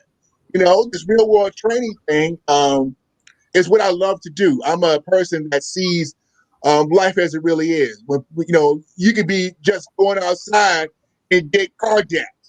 You could just go outside. That's That's an example of getting caught with the pants down. Exactly. Yeah. Pull into the driveway, I'm bringing groceries into the house and there's a dude standing out there with a gun, okay? So this is real world stuff, so we had to train that way. Yeah. And you know what, Tinas, on that same line, sort of, so our ancestors time after time demonstrated tremendous, and I'm talking about tremendous courage in extreme situations. How can we overcome fear? Okay, how can we overcome fear, and how can we achieve some similar results? Like, just how do we get over the fear, and how can we develop this? It's a movie. I'm going to go back to the movie world, because sometimes we have some directors that really drop some diamonds down on us. Yes. In the midst of all the entertainment. But there's a movie that Will Smith starred in with him and his son. Oh, and when he was at home. He acts out almost the whole movie inside of the cockpit of his plane because he got injured. Oh, okay. I think that movie. Okay, I can remember. But in that movie, he talks about how to conquer fear. On the planet they're on, they're on an alien planet taking it over, right? And the indigenous creature is like this giant spider that just not. But the spider can't see. It feels off of vibrations, and fear is a strong vibration. So he can feel you. You see him. He knows exactly where you're at. Bam! He done decapitated you. Like that. Exactly. Will Smith just walks up to the creature and chops him in pieces, and the creature never knew he was there because he had no fear. He gave no vibration. Fear is a vibration. It's a learned behavior. Right. Yeah, exactly. Fear is an energy. Yes, energy. So you giving that in. So just like it's learned, it can be unlearned. Exactly. Exactly. So how do you conquer fear? Well, fear, I mean, people, in the human anatomy, in the science of a human being, a lot of people don't know that, we use the term fear. In the Greek term, it's called phobos, okay, or where we get the term phobia from. So, arachnophobia, and stuff like that. People are afraid of spiders, and that's where the word comes from. But for us, okay, fear was something, it's hardwired. So it's a response to certain things. There's a fight or flight syndrome. They have these other things. There's a drop of we have in our brains called dopamine. Okay, we have these other things that's going on in our bodies. Okay, so the energy like you just described that we're talking about, you have a different levels of sensation of fear. For an example, a person may, fear may be a form of anxiety. Fear may be of something, rejection. Okay, these are different levels of fear, right? But a person that, like you just mentioned, if we're able to understand and balance fear, we balance fear with what? Ma'at is everything to us. Okay, when it comes to emotions, when it comes to our thoughts, like you mentioned, raising your level of consciousness, these things. Okay, these are attributes of levels of training. He talked about his students and how he does it, different levels of training. We talked about the magi and different levels of training. There's a temple in Kemet where the priests have to go. There's a tunnel. They go through this particular tunnel, and as this tunnel goes smaller and smaller and smaller and smaller and smaller, they have to go through this tunnel to the point where they get to this bowl, where there's a big, huge bowl of crocodiles there. A lot of people don't realize that, when you're in a closed space, you're claustrophobic. Like you put a person in an elevator. This is the same type of training. What I'm referring to is they're teaching priests of the temple how to deal with fear. Okay, so what I'm trying to explain here is that it's a learned behavior. It has to be unlearned. Unlearn. Okay. Anything you can learn can be unlearned. Yes. And Yeah, so that's what I mean. So we teach our children certain things, fear. We teach our, things that we say, oh, that's a bad person. Or don't go, fear. Okay, And so we want to teach our children with. And what happened when you feel this thing, that's an illusion. It's an illusion created by the mind for survival, right? Remember the fright and fight for the mind. But you can unlearn that. And what happens is that when that happens, your temperature rises. Exactly. You get shortness of breath, adrenaline, endorphins is released in the body. Exactly. But that's all mental. You can control that. Yes. So by mastering the breath, remember I talked about the breathing again? Yes. By mastering the breath, when you feel that coming, I suppress that to the point where it doesn't exist anymore. So now I can think straight. So instead of panicking, because what happens in fear, you panic, right? Yeah. That tightens up all your muscles. Your reflex of times is shortened, right? So you want to release all it. You want to be at your very best during that time. Yes. So I was at a pet store. The breath and breathing, you could do that. Exactly. I was at a pet store one time, and I was in a particular where they got the fish in the aquarium in the back. And I saw this big, huge tarantula spider in this glass. And I asked the lady about it because, of course, at that particular time, I was interested in that nature, right? So I said, could you take the spider out so I can hold this? I mean, what, are they yes, I'm going to tell you this true story. So the person that, was working there actually took the spider out, this tarantula, puts this tarantula in my hand. Okay. Now I'm going to explain this to you right now. I've never in my life understood fear until I saw that, because my hand was literally shaking like this. I'm sweating. Okay. And so the zookeeper, not the zookeeper, the storekeeper, she was saying, you're giving off energy to the spider. He can feel your fear. Yes. He can sense your fear. That's right. That's exactly in the Will Smith movie. Exactly. So your hand is not steady. So everything that's going on with the spider, he's lifting his legs up because the spider senses your fear. It's an energy that you give off. True experience. I won't be doing that anytime soon. I'm just saying. That was a good experience. So my sister, going back to the breathing again, you learn to control that breath, your energy. Yes, absolutely. Your flow, and you can be so calm that when you pull your hand out like this, a bird will come and land in your hand. Exactly. And that bird has to feel no fear from you. No, exactly. Do you notice sometimes little children, animals will come up to little kids because they don't have no fear? Right. And they learned their fear from their parents. Because their parents be playing, right, and right. Kid, now he gets scared, because you don't know what come on, Mom. You know what? Yeah, actually, I think that's a really good way to get over fear is when you have kids, because sometimes you have to act like you're not scared so that they won't be scared, even though you may feel scared inside. But once you like, oh no, everything's okay, then you start to, believe, you start to believe yourself, because you have to put yourself here because, you don't want your kids like this if you're like this. Like, it's not, I had a relative. He looks like an NFL football player. He's like about 6'8", weigh about 300 and something. His mother is scared of insects and everything and pass it on to him. So if he sees like a little, and you got this guy 300 something pounds jumping in your lap because he's scared of a bug, so that's learned behavior. I mean, come on, it's a little fly, man, just smack it, if you're scared. But he's petrified of it because it was passed on from his parents on to him. And so here he is, 300 something pounds, and he's still scared if a bug crosses.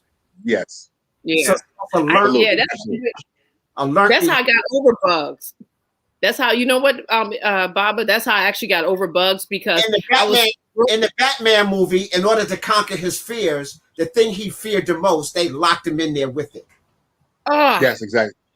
The bats. Absolutely. Yeah. Right. Yeah. So now, if you can withstand the thing that you are scared of the most, now what else next? What else? What else you got? You know, Yeah. like, you know, so now you know, you have to be victorious there. Yeah. Yeah. Yeah, absolutely. Okay, guys, I want to thank you guys for the Cash Apps. We have Twitty and Ellison. Thank you so much for your donations.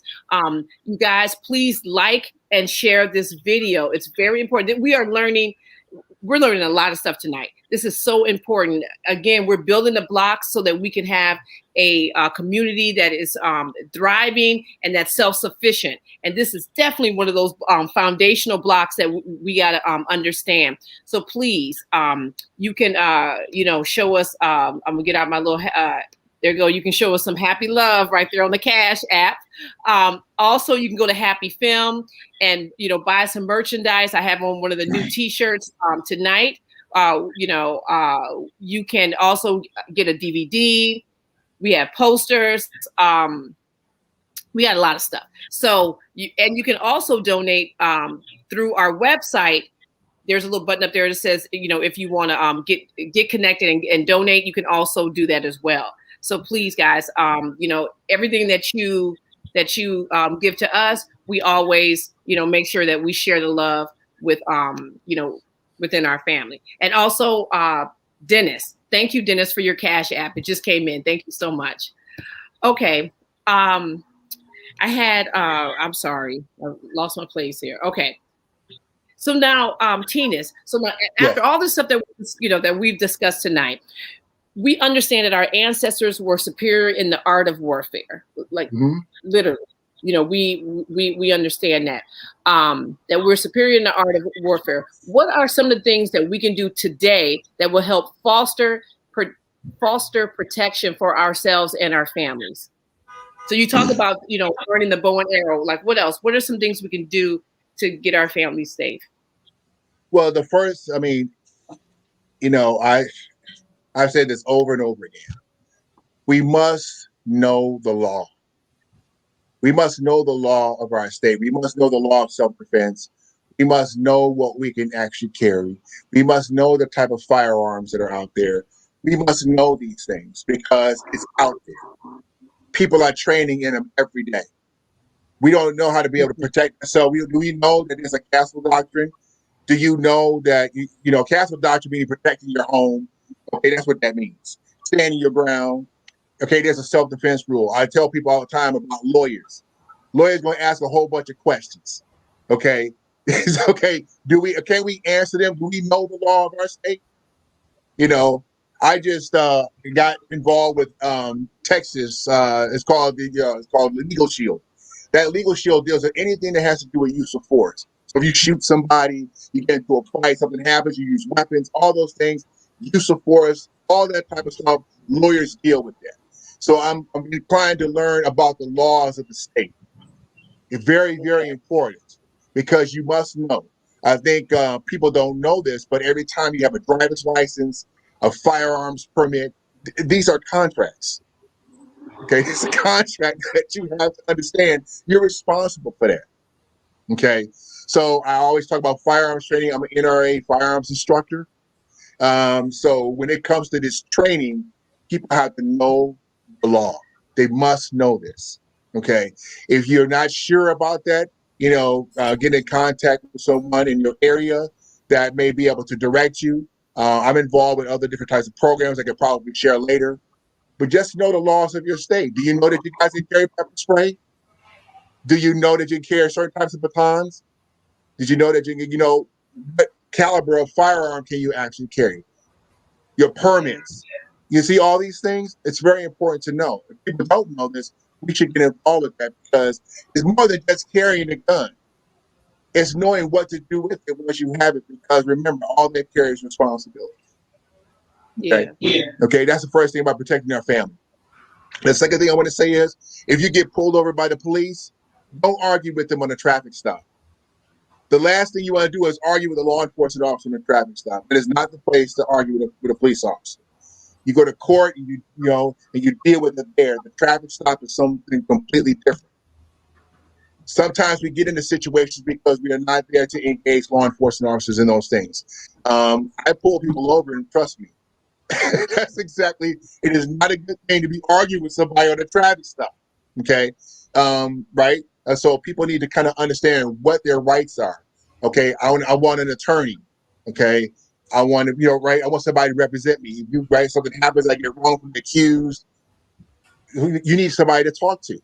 Okay, so knowing the laws of your state. Okay, that's the most important thing we need to know. Okay. Okay. Mm-hmm. Yeah. Okay. That makes sense. I mean, the reason why I mention this is because I work in armed security right now. I carry a gun every day. We must know these things because if you get into a situation, you have to know how to be able to articulate what you apply. This comes with training. Can you articulate what you apply? No. Do you know why you just did that to that person? No, I was afraid, I had fear. Well, can you explain that to us? Probably not. You have to someone to articulate that. That's why I say training, articulating what you apply, these things. Use of force is very, very important. So if are you a gun owner? Do you carry a firearm? Are you trained in any type of guns or anything? I live in the great state of New York, and you cannot have a gun here. Okay. In Detroit, it is a carrying state, and I will leave it at that. Okay, because the reason why I say that because, of course, we do have it here. The great state of Texas has a carry conceal permit. I have a commission license for private security permit, so we can carry those guns. So it varies from state to state, is what I'm saying. We should be able to be aware of that. Yeah, and then you have to also be aware that you can't carry guns across state lines too. You can't, like for certain licenses, you can't just be in California with your gun and like drive across country, Yeah, well, if you have a permit and your permit is Texas is the Class A state for firearms. So transportation of firearms is legal. Like if you go to, so you can actually have that. You just have to know what state it is that actually has a carry conceal permit, so you're able to carry it in that state. Yeah, Michigan doesn't. Yeah, exactly. So that's just an example of one, protecting our family, knowing what to do, have a plan. Okay, like you talked about, having supplies, having food set aside, being able to have cash on hand. These things. What if you got to get up and leave? And leave everything behind. You can't take that sofa with you. That 60 Street, that 60 Street TV, gotta leave it behind. Okay. Yeah. So what are you going to take with you? Something that you can be able to survive with on the road till you get to that destination. Okay. Mfundishi, you have anything to add to that? Well, no, just like that. Towards the end is something that I specialize in. So all those things that he already said about knowing the law, being able to have a gun in your house to protect your house. Like I think you can have a shotgun in your home. So you're protecting your space. And I teach all my students about having a go bag. Yes, you must have a go bag. When something happens, you can't run home to pack. Like, where's my underwear? I know I got socks somewhere. No, you need to have your go bag in the closet right near the door.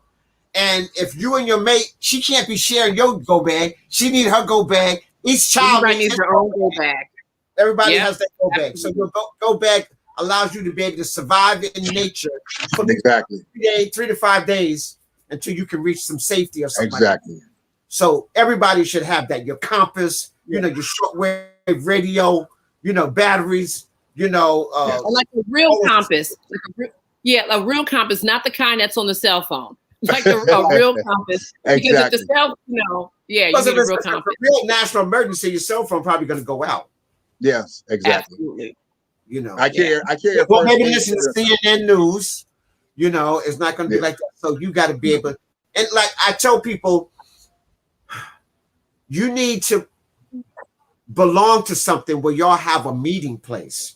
So you need to have each family member. You can say, if there's a catastrophe, if something happens, meet me at XYZ. Yes. So we can get out of this city. Get the go bag and meet me right here. Have a plan. Yes. And let me just say this here. No plan is the best plan for failure. Every day. Every day. Every day. So I say this here: expect the worst, but prepare for the best. Best, yes. Yeah. You know, Yeah, so absolutely. you're hoping everything is peaches and cream, but if it's not, you're prepared for it. Okay? Yeah. And keep this in mind. I'm going to leave my audience with two things: persistency and consistency is the key to success in everything you do. Yes. Yes. 95% of all businesses go out of business within 3 years. All plans fail after, even after you made success, you can't sustain it. So the energy, the consistency you took to get there, you got to be consistent and energizing it some more. And all my young brothers who are waiting in line to get new Jordan sneakers, the average black person, the average black male got like a dozen pair of sneakers in the closet and nothing to defend himself. The average white male got a dozen guns in the closet and a worn out pair of sneakers. Okay? So now if something go down, who's going to prevail? Exactly. You can't wear all them sneakers. That's right. You got to put one pair on, maybe you throw another pair over your shoulders, and you got to hat up. Meanwhile, the other guy got 14 guns he's shooting you at, Yeah. So we need a shift, an energy shift. Yes. People are preparing. Yeah, they're preparing for us, and we're not preparing to defend ourselves. Yeah, I don't own a pair of Nikes at all. So I have to agree with you there. I don't own any Nikes, but you got to have survival gear. I'm a big survival person. You have to. I'm a big person that I deal with other instructors who are survivalists, who are people who understand that you must train on a regular basis, because the old U.S. Navy SEAL says, live as you train and train as you live. Okay, that's a Navy SEAL's way of thinking. Okay, and that's exactly my motto. So when I'm loading and unloading my car, vending like that, I look at that as part of my training. Some people like, Mfundishi, you shouldn't even be doing it. No, I like making the money while I'm doing this, so I like doing that too.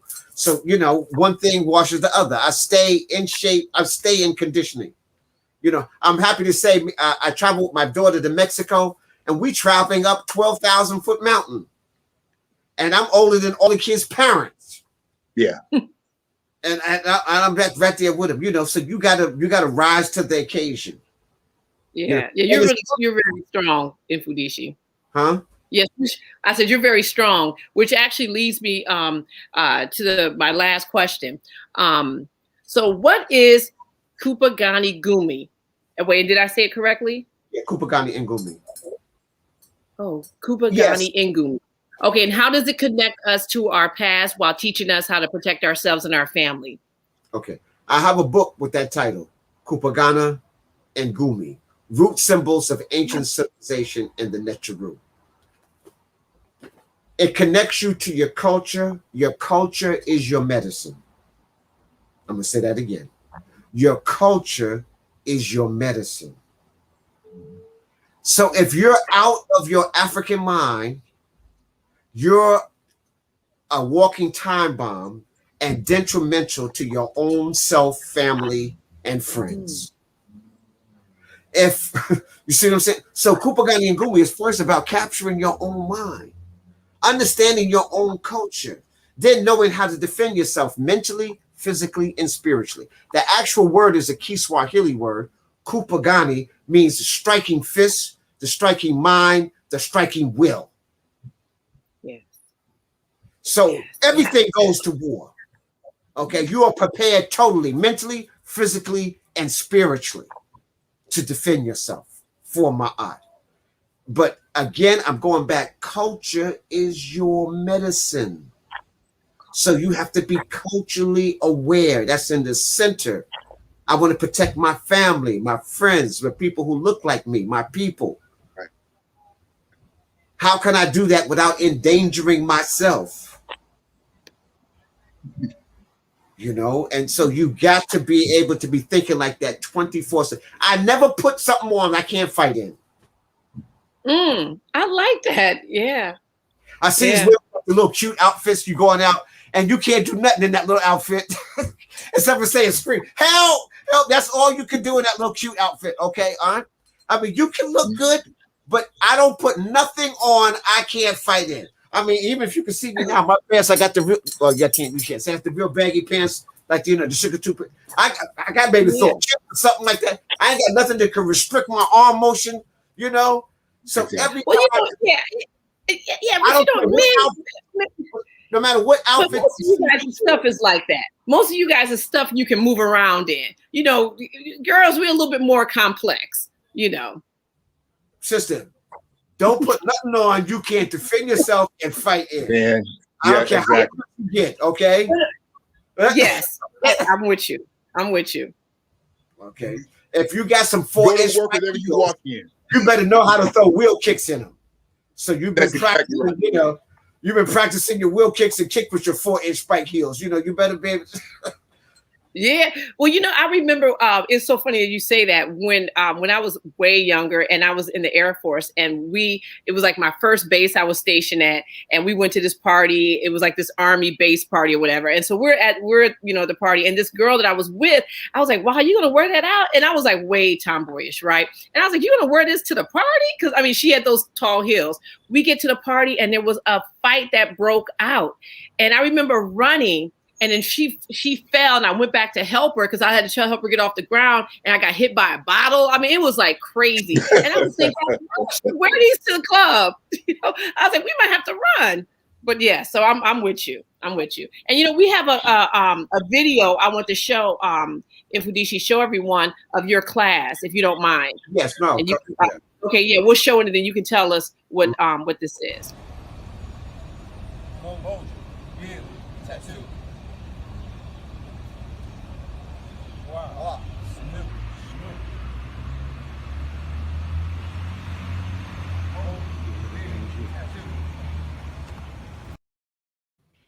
And everything they did to one side, they do to the other. So every stance you get.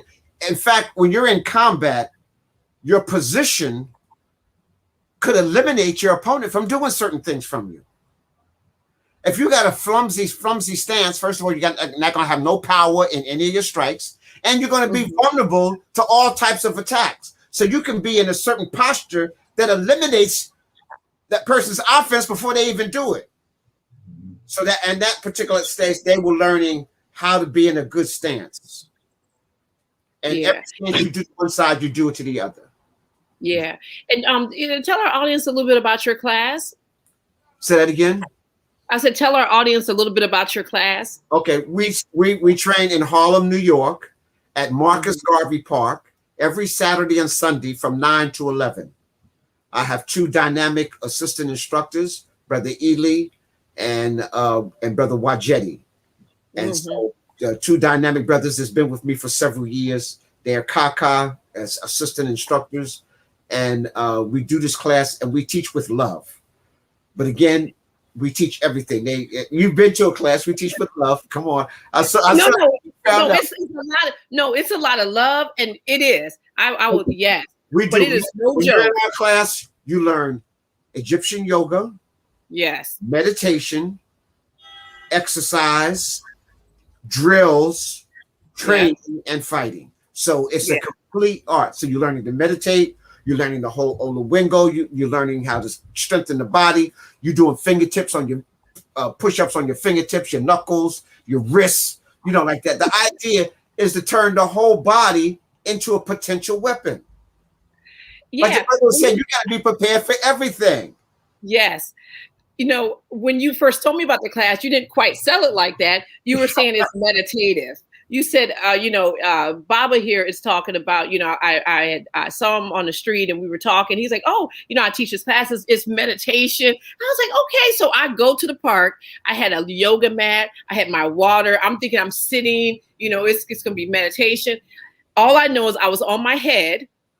I remember being on my head. I remember afterwards, I felt like I was paralyzed. You know, and I felt, and when we were counting, we count in 3 different languages to 100. And it was one pose we were in, and I kept talking to Rajetti. I was like, wait, we're doing what? Isn't it time to go? but let me tell you, like, that's one of those things where I was like, oh my God, I don't know I can do this. But afterwards, I felt so good that I was able to, to get through the class, and all the pieces that you were, the language that you were using, it helps you to get back connected to who you are, So yeah, it was great. So for the viewers, we have Swahili and Madunecha. So, for example, everything you do on the right side is in Swahili. So you're Moja, Billy, Tattoo, Ine, Tano, Sita, Saba, Nat, Kumi. Everything you do on the left side is in Madunecha. Wow, Sanu, Shamut, Fadu, Diu, Sasu, Suspect You, Keminu, Maju. So what happened, we're developing right and left brain exercises. And so everything you do on one side, you do on the other. So you learn the fighting combination on this one, you learn the fight combination on this side. You can't say, all right, man, move to the other side and I'll knock you out. No, you can't. You got to be able to fight to both sides, And so the idea, Swahili is one of the most widely spoken languages on the African continent. In fact, there's 16 countries in Africa now that learns and speaks Kiswahili. It is the only language, African language, that's the official language of an African country. We get all these languages in Africa, but their official languages are European, French, Spanish, French, Portuguese. Swahili is the only national language. So people still have local languages, but Kiswahili is like a trade language, So we're learning that. So again, remember I said culture is your medicine. Culture is our medicine. So as you're learning to defend yourself, you're learning your medicine. You're getting your medicine dose. So you learn your history, your culture. So as you're learning to defend yourself, you're learning about your people. You're learning about your language and your culture. And then after a person learns one or two forms, then you learn long bow. We do long bow staff, short sticks, dagger, sword, bow and arrow, gun. So that's the order. You're doing all of them. So so you're prepared to go down the list. Okay. So even by the time when you finish the first beginner test, you learning weapons right away. Boom. Yeah. See, let's be realistic. We're in the real world. Everybody doesn't fight fair. Yeah. And everybody's not on a one-on-one. You're subject to get jumped at any time, so you got to be able to fight. Even our kicking drill, you're kicking multiple people in the kicking drill. Because, you beating the partner and his brother jumps you, from the back. And then the cousin comes from out the house. It was supposed to be a one-on-one. Now it's 3-on-1, Yeah. So what you going to say? Oh, y'all cheating? No, you're going to get a beat down unless you can defend yourself. Exactly. Yeah. Yeah, after you defend yourself and you whoop them, you can say, y'all cheated, right? But hopefully you survived it by whooping that tail. Okay, all right. So you got to be prepared for that. Yeah. I like to say, you saw everybody was in an African outfit, so we're not wearing a Chinese outfit or karate outfit. So those are cultural things. When you put on the karate gi, that's an Asian outfit. When you're in that's an A. When you put on the Chinese thing, that's an outfit. That's their clothes every day. Yeah. So you're enhancing their culture. And like I said, when I was in China, I said, how come you're not teaching that? He said, because we're Chinese. We're teaching ours. You teach yours. So that's what we teach, our culture. And as a brother also iterated, we've been the greatest warriors around the planet, no matter where we at. We're the baddest beings, Homo sapiens, on the planet. And that's just a fact. And like I say, the lion's supposed to be the king of the well, he's not even in the jungle, but the lion's supposed to be king in the animal. And when you in Kenya and Tanzania, it says the lion fears nothing but the Messiah. They fear humans who are warriors.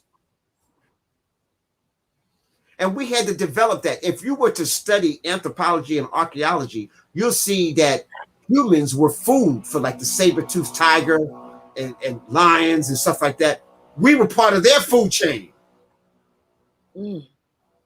So you had to develop some skills, some weapons, a whole mentality so that you got off the food chain list.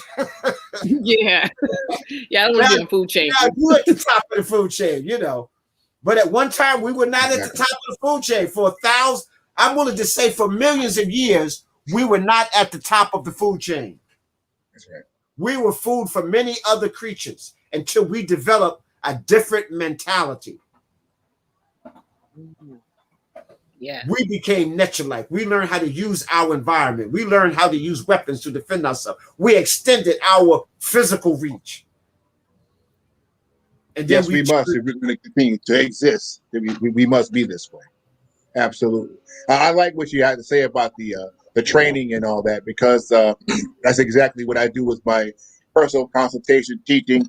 I just, we have it's not a real knife, okay? But, when you get stabbed, you're poking it, you'll feel like it's an actual weapon. I just go take that knife and go to work. Okay, are you ready? Yeah, I'm ready. But I just stabbed you about, 5 or 6 times. We do this because the actual real world combat situation is like that. A real situation where somebody is attacking you is like that. Aggression. Mm-hmm. They come at you with aggression. Okay. Are you able to deal with that attack of aggression? Are you able to deal with that? Okay. I mean, he mentioned about the gun situation, very important. The swords.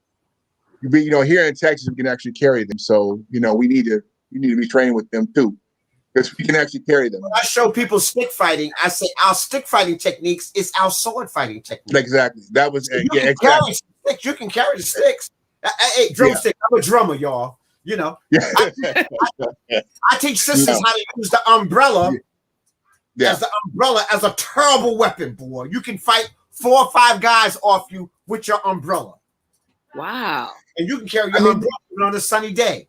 See what I'm saying? So you got your protection kind of with you, You must understand, police departments carry batons. That's what they got. How come we don't have any? They train them and use them all the time. That's an ancient comedic weapon.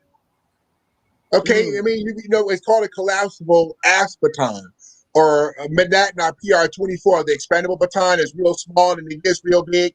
That's a baton the police carry. I mean, that's something we should be training in. Okay, we should be utilizing that.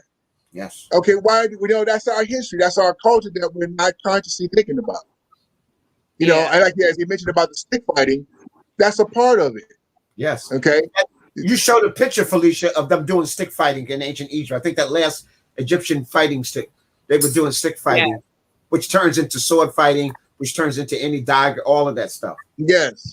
So in stick fighting, you can do it without getting amputated. Exactly. There it is. Yeah. So you learn the skills with a stick so you don't chop each other up. And now once you've refined it, now I put a blade in my hand, and I already know the blocking technique. I already know exactly how to fight with it. So now it's just, remember, any weapon is an extension of the hand. That's all. Yes. Just an extension of your arm. That's all. Yeah. Before the first, don't put your manhood and your womanhood in the weapon. It's exactly. Before the first, you've heard of Eskrima. You've heard of that Eskrima stick fighting. We developed that before fencing. We did that. Okay, it was the stick before it was the sword. Yes, we mastered that. We were masters of stick fighting. We mastered. I talk about it all the time because sword. Yes, exactly. And guess what I do with my students at the beginning? Before they even get the weapon, they do the form, the stick form, and the pole form without a weapon in their hand. Yes. Because remember, that's only an extension of the body. So if they're doing this, that's an elbow. They're doing that, that's the backhand. But now I got the stick so I can hit you. So you learn the whole form without a weapon. Now I put the weapon in my hand, and that gives me the reach and other things like that. Absolutely. So there's no excuse. You can be training in the bathroom. You could be training anywhere, Yeah. Yeah, I like that. You can seriously do something, sister, with a stick. The sisters was bad with sticks. Yeah. We got sisters in our house. We got a couple staffs in our house. Yeah, so sisters was bad with sticks. With the baton. You see the sister cheerleaders with the batons? Well, you turn that into a weapon. Yes. Oh yeah. I mean, you can like go towards somebody's feet. You can trip them. There's all types of stuff you can do. Yes. Yeah. Very much so. I mean, that's something that we should be a part of. I mean, it's just our history. Yeah. And I think that's the part that's, that maybe, hopefully we all got tonight, is that these are things that we started. These are things we developed, we refined. And, sometimes we start looking at things and we don't know that, oh, that's ours. We just, and that's the part of like, once like, oh, wait, I can't, so now it's a better, it's just a better way that now we can start to like use these things because we know that they're ours. And so I really appreciate you two brothers coming on and talking about this tonight. And everyone in the chat is very happy. They're like, everyone's like, we learned something. Thank you, thank you, thank you. Our boy Drastic, when you guys were talking about the Air Jordans, he had said something about, forget Air Jordans, you got to get Rock Deep. And for those that don't know, Rock Deep is the name of a black shoe company. And they've been making all these student shoes, and they're after the names of ancestors. So it's pretty cool. Yeah. I want to thank you guys so much. Tillmon, thank you. This is your first time being on the show. Thank you so much for coming. Baba Mfundishi, it's nothing but love over here. Thank you so much. Thank you, thank you, thank you, thank you. You guys have any closing words before we get out? Or? Yeah, well, I just wanted to say, man, I have in the past I've seen a couple of your videos, and I just love those crystals. And the reason why I want to talk about them crystals is because if people really actually knew, how powerful they are, you would be sold out. Okay, so they really understood that. So I saw a couple of things about the crystals, so I, know about that, and it's I mean, people should know more about them crystals. There's no question about it. Yeah, so, and Mfundishi's crystal class is great. It's great. Yeah, absolutely. So, and thank you for having me on. I really appreciate it. So I just want to say it's an honor to even have people want to listen to what I have to say. So we take that for granted. A teacher doesn't exist without a student. So I'm just thankful to the Creator that people even want to hear me, and hopefully I can help enrich your life.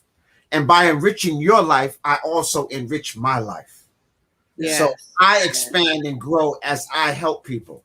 So I realize everybody has to understand what their gift is. What are they good at? I just happen to be at an early age to find out those things, and so I've spent the last 60 years developing those things. I found out as a teenager, what I wanted to do. And so it gave me a lot of time to develop it and hone it and, tweak it and keep it going. And nobody reaches the ultimate. Everybody's still learning and still expanding. And once you think you're the ultimate, you miss the whole message. Absolutely. Yeah. And I was telling my students the other day, sometimes we're so goal-orientated, we don't get a chance to smell the roses and the flowers on the way to your goal.